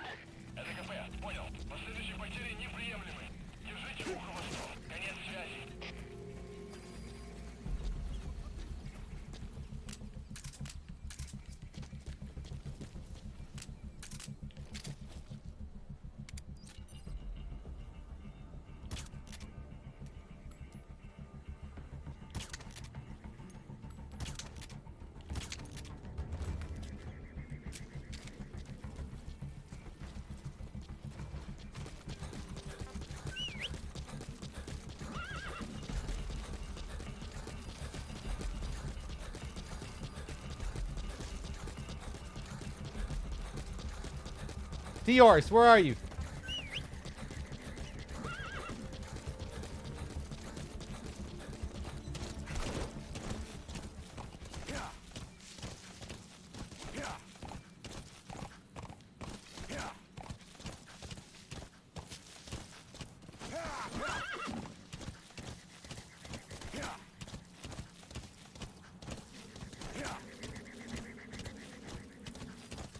That's it. You've made it out of the hot zone. No sign of the enemy. Mission complete, boss. Going for no kills will affect your code name. You know, like going for Foxhound in the previous game. You can do the same in this. If you go for perfect stealth, you'll get this. You have a rank and a code name. Rank is mainly determined by speed, I think, regardless of how you play. Like if you kill and go crazy, you can still get an S rank. But to get a high tier code name, you have to play with perfect stealth and go for no kills. I think Foxhound also requires you to do a string of missions, perfect stealth as well, to unlock it, and then you need to keep the string going if you want to keep it.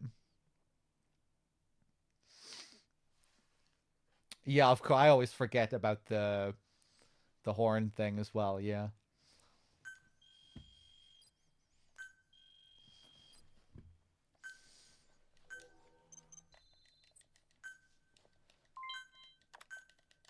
Our army is growing like crazy thanks to you, boss.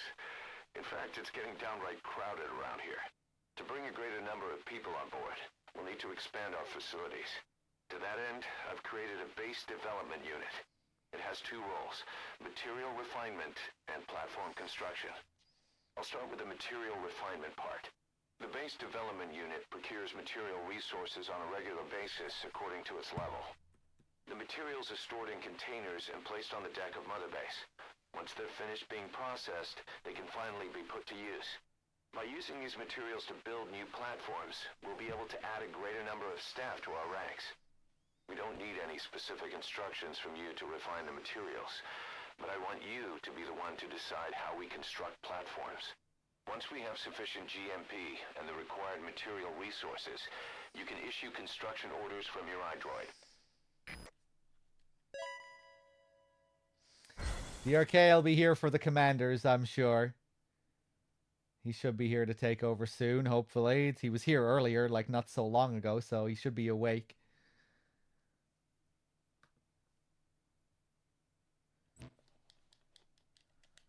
Boss, we have an emergency. Get back to Mother Base right now. Happy birthday already. Hurry. It's not going to be a very lively birthday. I prefer to do it when Quiet is around. I like that extra scene with the cigar.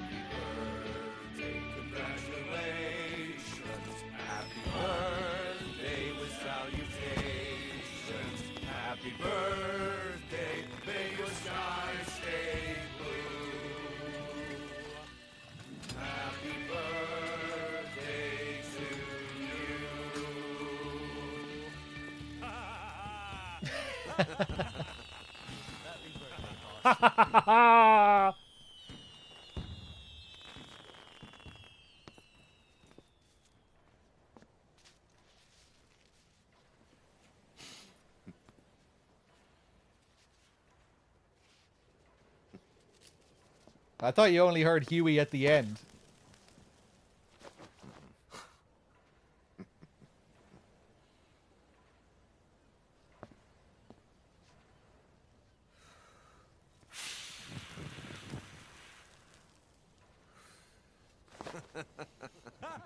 Happy birthday, Snake.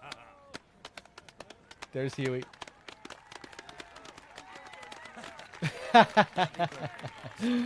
There's Huey's ghost, Huey's phantom.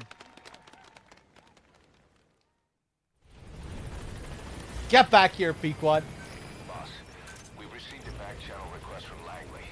We're to find a piece of new American military hardware that's gone missing in the mountains of Afghanistan. It's a difficult mission, but I'd say you're back in top form by now. Check your iDroid for the details.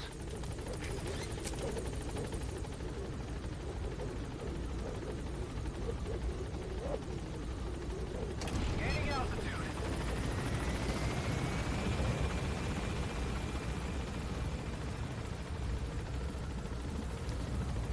What do you think Venom wished for here? Nothing.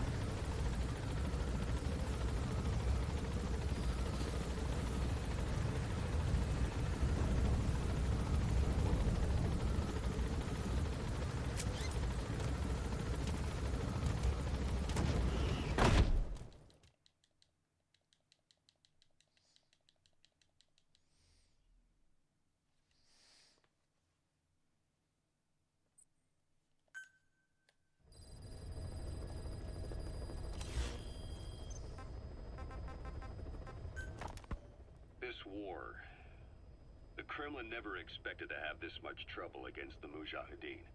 Afghanistan is a tribal society. Tradition demands that its people stand up to any outsiders who set foot on their land. With the honor of their people at stake, they have everything to fight for. No matter how hard the Soviets hit them, they continue to appear out of nowhere, striking back, then vanishing again. But there's one thing even the Mujahideen fear. Every last one of them. The Soviet gunships. They're highly maneuverable and equipped with massive firepower. Plus, the underside of the fuselage is heavily armored. The Mujahideen can barely scratch them with their small arms. Anyone who hangs around gets mowed down by the gunship's heavy machine guns. This new honeybee weapon that was given to the Hamid fighters, it's no doubt something to help them strike back against the gunships. Which makes it a weapon that could change the course of the war. Those guerrilla fighters known as Mujahideen don't actually belong to a single organization. Afghanistan is a multi-ethnic country. You've got the Pashtuns, the Tajiks, Uzbeks, Hazaras, and each of them is split into their own tribes, large and small. Each ethnicity has several rebel organizations that their various tribes gather under. They're united under the banner of jihad, but that doesn't mean they work like a single standing army. Just look at the area around Smasi Fort. A lot of Tajiks used to live there, but they fled after the Soviets started their Scorched Earth campaign. With the area uninhabited, the Hamid fighters, who are Pashtun, decided to move in. The Hamids are based out of the city of Peshawar. We passed through it on the western edge of Pakistan. The Pashtun people have long lived in Afghanistan and western Pakistan. They used to travel back and forth frequently. Then Britain went and established the border that still stands today. The Hamid fighters get generous support from the Pakistani government. The government wants to use them to secure influence over Afghanistan. Their liaison with the Hamids is Inter-Services Intelligence, and behind the ISI, you have the CIA. That's probably how the honeybee ended up in the hands of the Hamid men. Ocelot said the number of private forces is increasing, and they modeled themselves after us. They're a far cry from the likes of us. But why? 9 years ago we made enemies of the world as a nuclear-equipped force, independent of ideology or state. Yes. Sooner or later, the real UN would have stepped in. So why are they giving these PFs free rein? That's our fault, too. What do you mean? What happened 9 years ago was a real problem for a lot of people. An organization as big as ours, with our facilities, was wiped off the map. Not an easy thing to hide. But if our existence came to light, so would the names of our clients. We had contracts all over, east and west, from superpowers to banana republics, the lot. Our clients denied all association with the likes of us. They had to make sure things didn't blow up on them. But at the same time, they missed us. They really missed us. The demand for armies for hire was as strong as ever. The international community turned a blind eye to what happened to us, despite still needing people who could do our jobs. History couldn't afford to lose us. As soon as we were gone, they needed a replacement. So private forces spread everywhere. And they're all just a phone call away. But still. I know. PFs are totally different from what we envisioned. Nation-states, revolutionaries, terrorists. They have a lot of clients, and Cypher is one of them. Cypher stays anonymous, but I know their work when I see it. In the eyes of those clients, the world's PFs are all just expendable pawns. The clients don't have to worry about losing their own men. Nobody knows they're involved, and PFs are cheap. In short, the world is chewing up soldiers and spitting them out. Even some of the old Mother Base's survivors are still working for PFs. Some guys created their own smaller forces. Others were taken on by emerging PFs. Everybody's gone their separate ways. But none of them are living their dream, because they're not fighting with you. Of course, I tried to headhunt as many of them as I could for Diamond Dogs. It was all a waste of time. They said they weren't interested without you to lead them, but now you're back. And everything's gonna change. We'll unite all private forces under you, transcending nations and economies. What is a nation? Just a patch of dirt. The bonds among us will surpass nations, and that's what'll put the world under our control. Listen. Interesting tape here. He's basically describing what the Patriots create in MGS4. Will unite all private forces under you. How Big Boss's body is literally the key to the system in MGS4. His genetic code.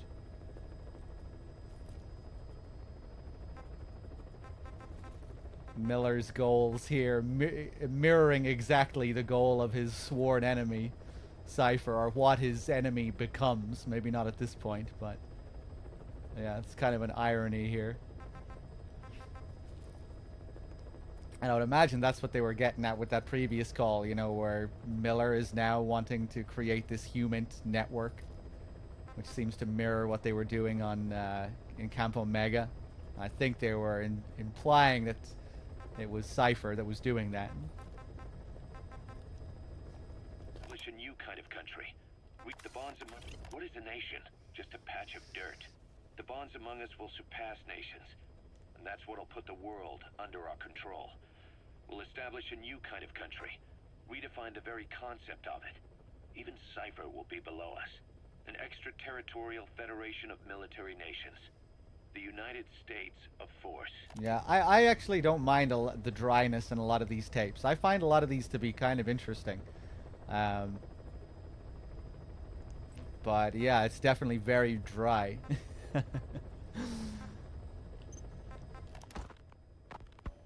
Once word of Big Boss's return starts traveling, that'll be our true deterrent against Cypher. In other words, no one will dare to come gunning for you. How do you figure? Cypher lacks a large-scale fighting force. PFs are the perfect tool for them. But those PFs revere you. The legendary Big Boss. If Cypher killed you now, they wouldn't take it lying down. Maybe they'd even go looking for revenge, but they definitely wouldn't keep doing Cypher's dirty work, even if it put their lives at stake. That's why it's no longer a benefit to Cypher to get rid of you. The very fact that you're alive is our greatest defense against Cypher. Nice to know. It'll buy us some time while we get back to full strength. Just keep in mind that what I'm saying is generalizing a lot. In practice, the PFs around the world don't know your face. Just declaring that you're Big Boss won't be enough to convince them. And if they see you as an enemy, they'll come at you with everything they've got. Some hero. That's why you need to bring them back to Mother Base. Show them on your terms that you really are the one and only Big Boss. Once you've proven that, The one and only. they won't hesitate to join us.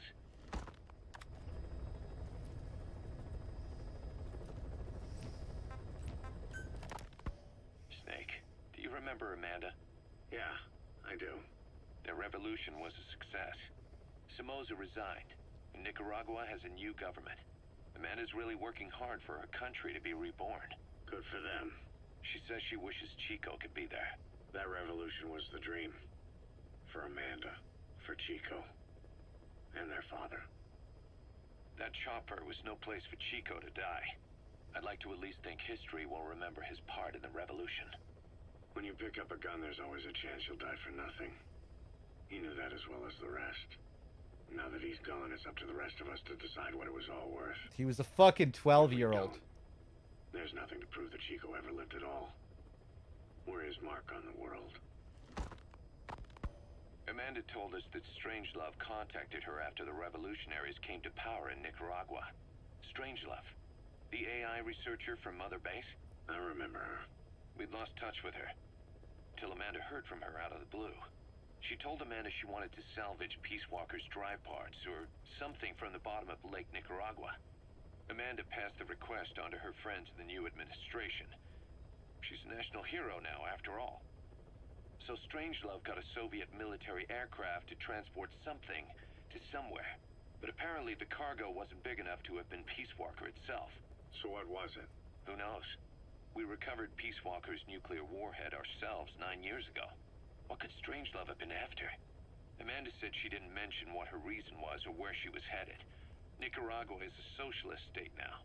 And with Amanda vouching for her, the government didn't feel the need to concern itself with the details. All Strangelove told Amanda was that she was going to continue her research, and that the rest was a secret. Right before the attack, Huey was in the control tower to prepare for the inspectors. He was with them when it all went down. The control tower collapsed with the rest of its strut. His body was never recovered, but he was the one who met the inspection party when they arrived. And he was the one who showed the nuclear inspectors to the tower. You remember the way it went. First he recommends we agree to the inspection, then he gives them the okay without our permission, all the time acting as if he was doing us a favor. On top of that, he even had the guards disarmed that day. It was then How did he have all this power? What were these fucking two clowns doing on the base that day? Fucking Huey second in command. Huey Emmerich driving around the base at 90 miles an hour in his wheelchair. Getting things done. Making moves. Making sure everyone's kept in line. Full speed. Long message, he said. Whatever the angle, it all leads back to Huey. I curse my own stupidity for not realizing sooner. Huey escaped with that unit by chopper. I've been hunting him for 9 long years. The other reason I was operating around Afghanistan was to dig up his location. Huey's in Afghanistan? Yes, and I have a good idea where.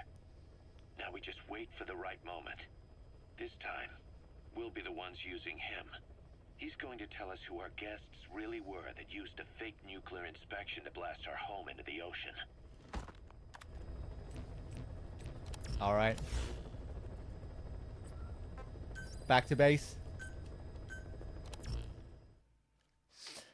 Dr. K is going to take over. I'll send him over the save. I'm going to just go back to base to make sure all of this saves first.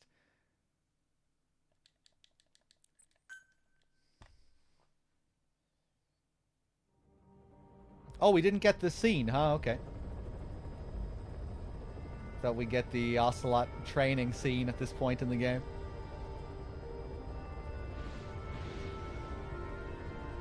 Is he really a doctor? DRK? He is, yeah.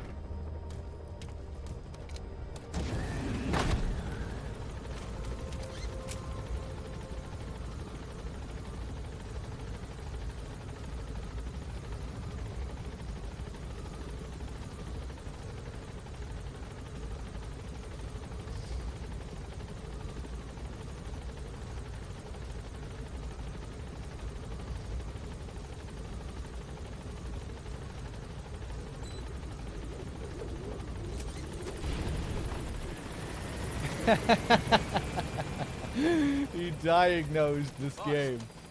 Happy birthday. DRK infected this game. Boss, welcome home.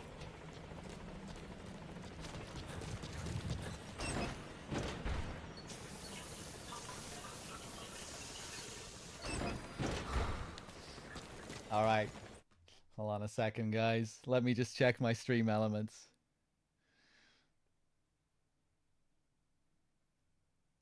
Hold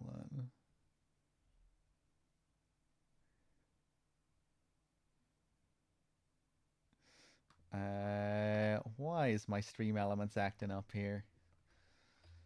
Dwarven, thank you again for the 16. Bad Bunny with the 26 Krenz. GC Rossi with the 18. Weirdo playing. Everyone. Guys, thank you. Thank you. Just bear with me. You know the fucking drill. Bear with me for a few minutes while I get this save ready and sent over to DRK. And then I'll come back to sign off fully. I'll be right back.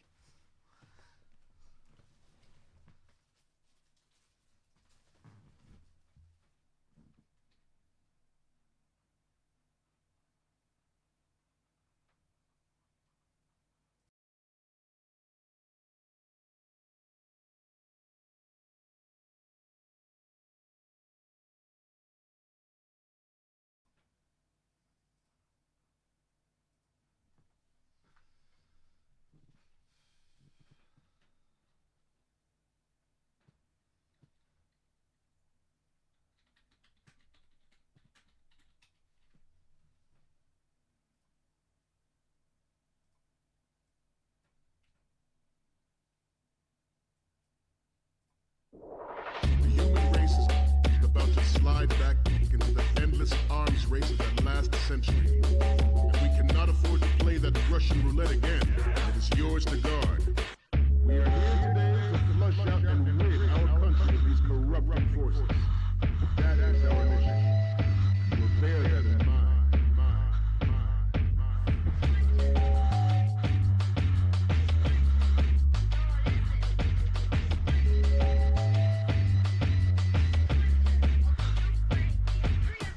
It is an undeniable fact that there is a force at work in our government and within the military, seeking to control national affairs to suit its own interests.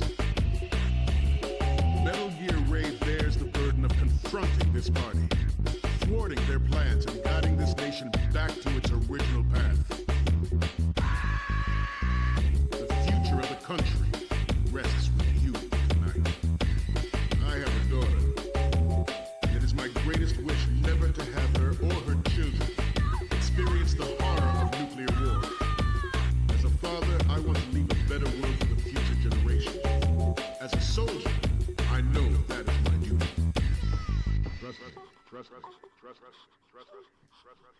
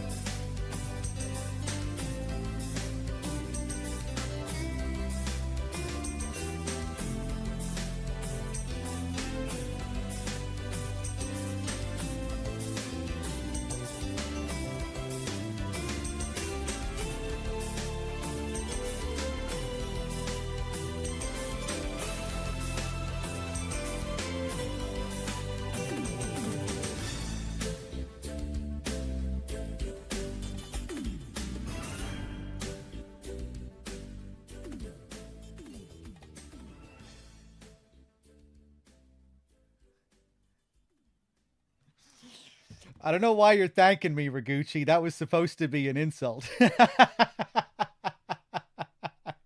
I was supposed to be calling you out there, man. You're so far behind, Raguchi.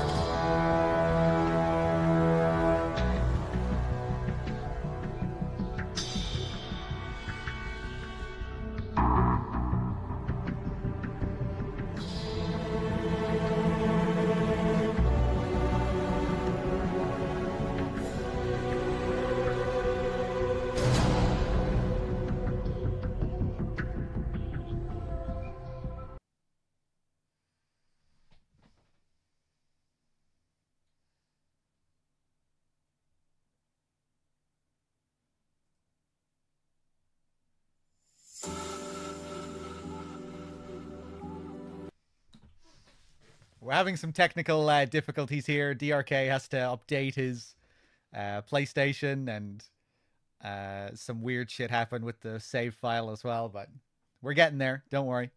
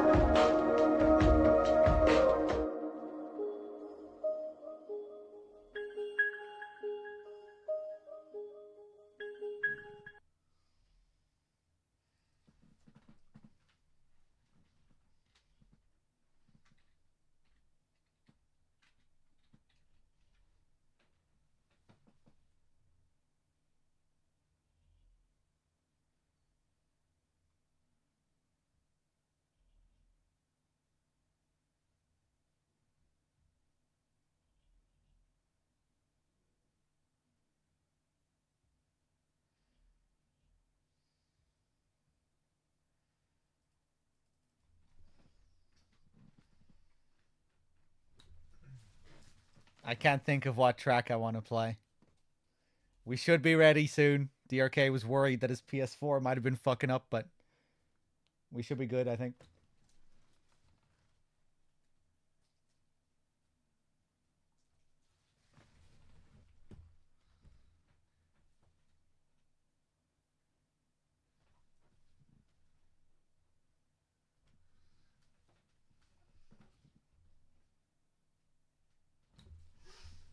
What track do you want to hear, chat? Electronica Emma?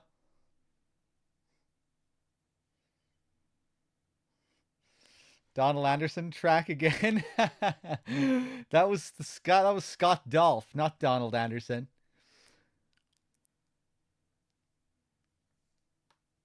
Japanese Snake Eater. I play Japanese Snake Eater all the time. Hey, Mr. Kitten, thank you for gifting a sub to Outer Heaven.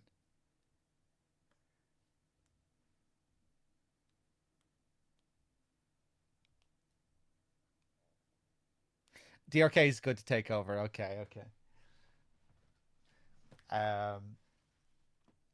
Yeah, guys. You know the deal. Don't go anywhere. The stream is going to go down for like 10 or 20 seconds. And then DRK will be here. Hold on one second. Sorry, I got distracted by something. Yeah, okay. Guys, thanks for watching. Don't go anywhere. DRK will be back up with more Phantom Pain in 10 or 20 seconds. I'll see you guys later. Peace.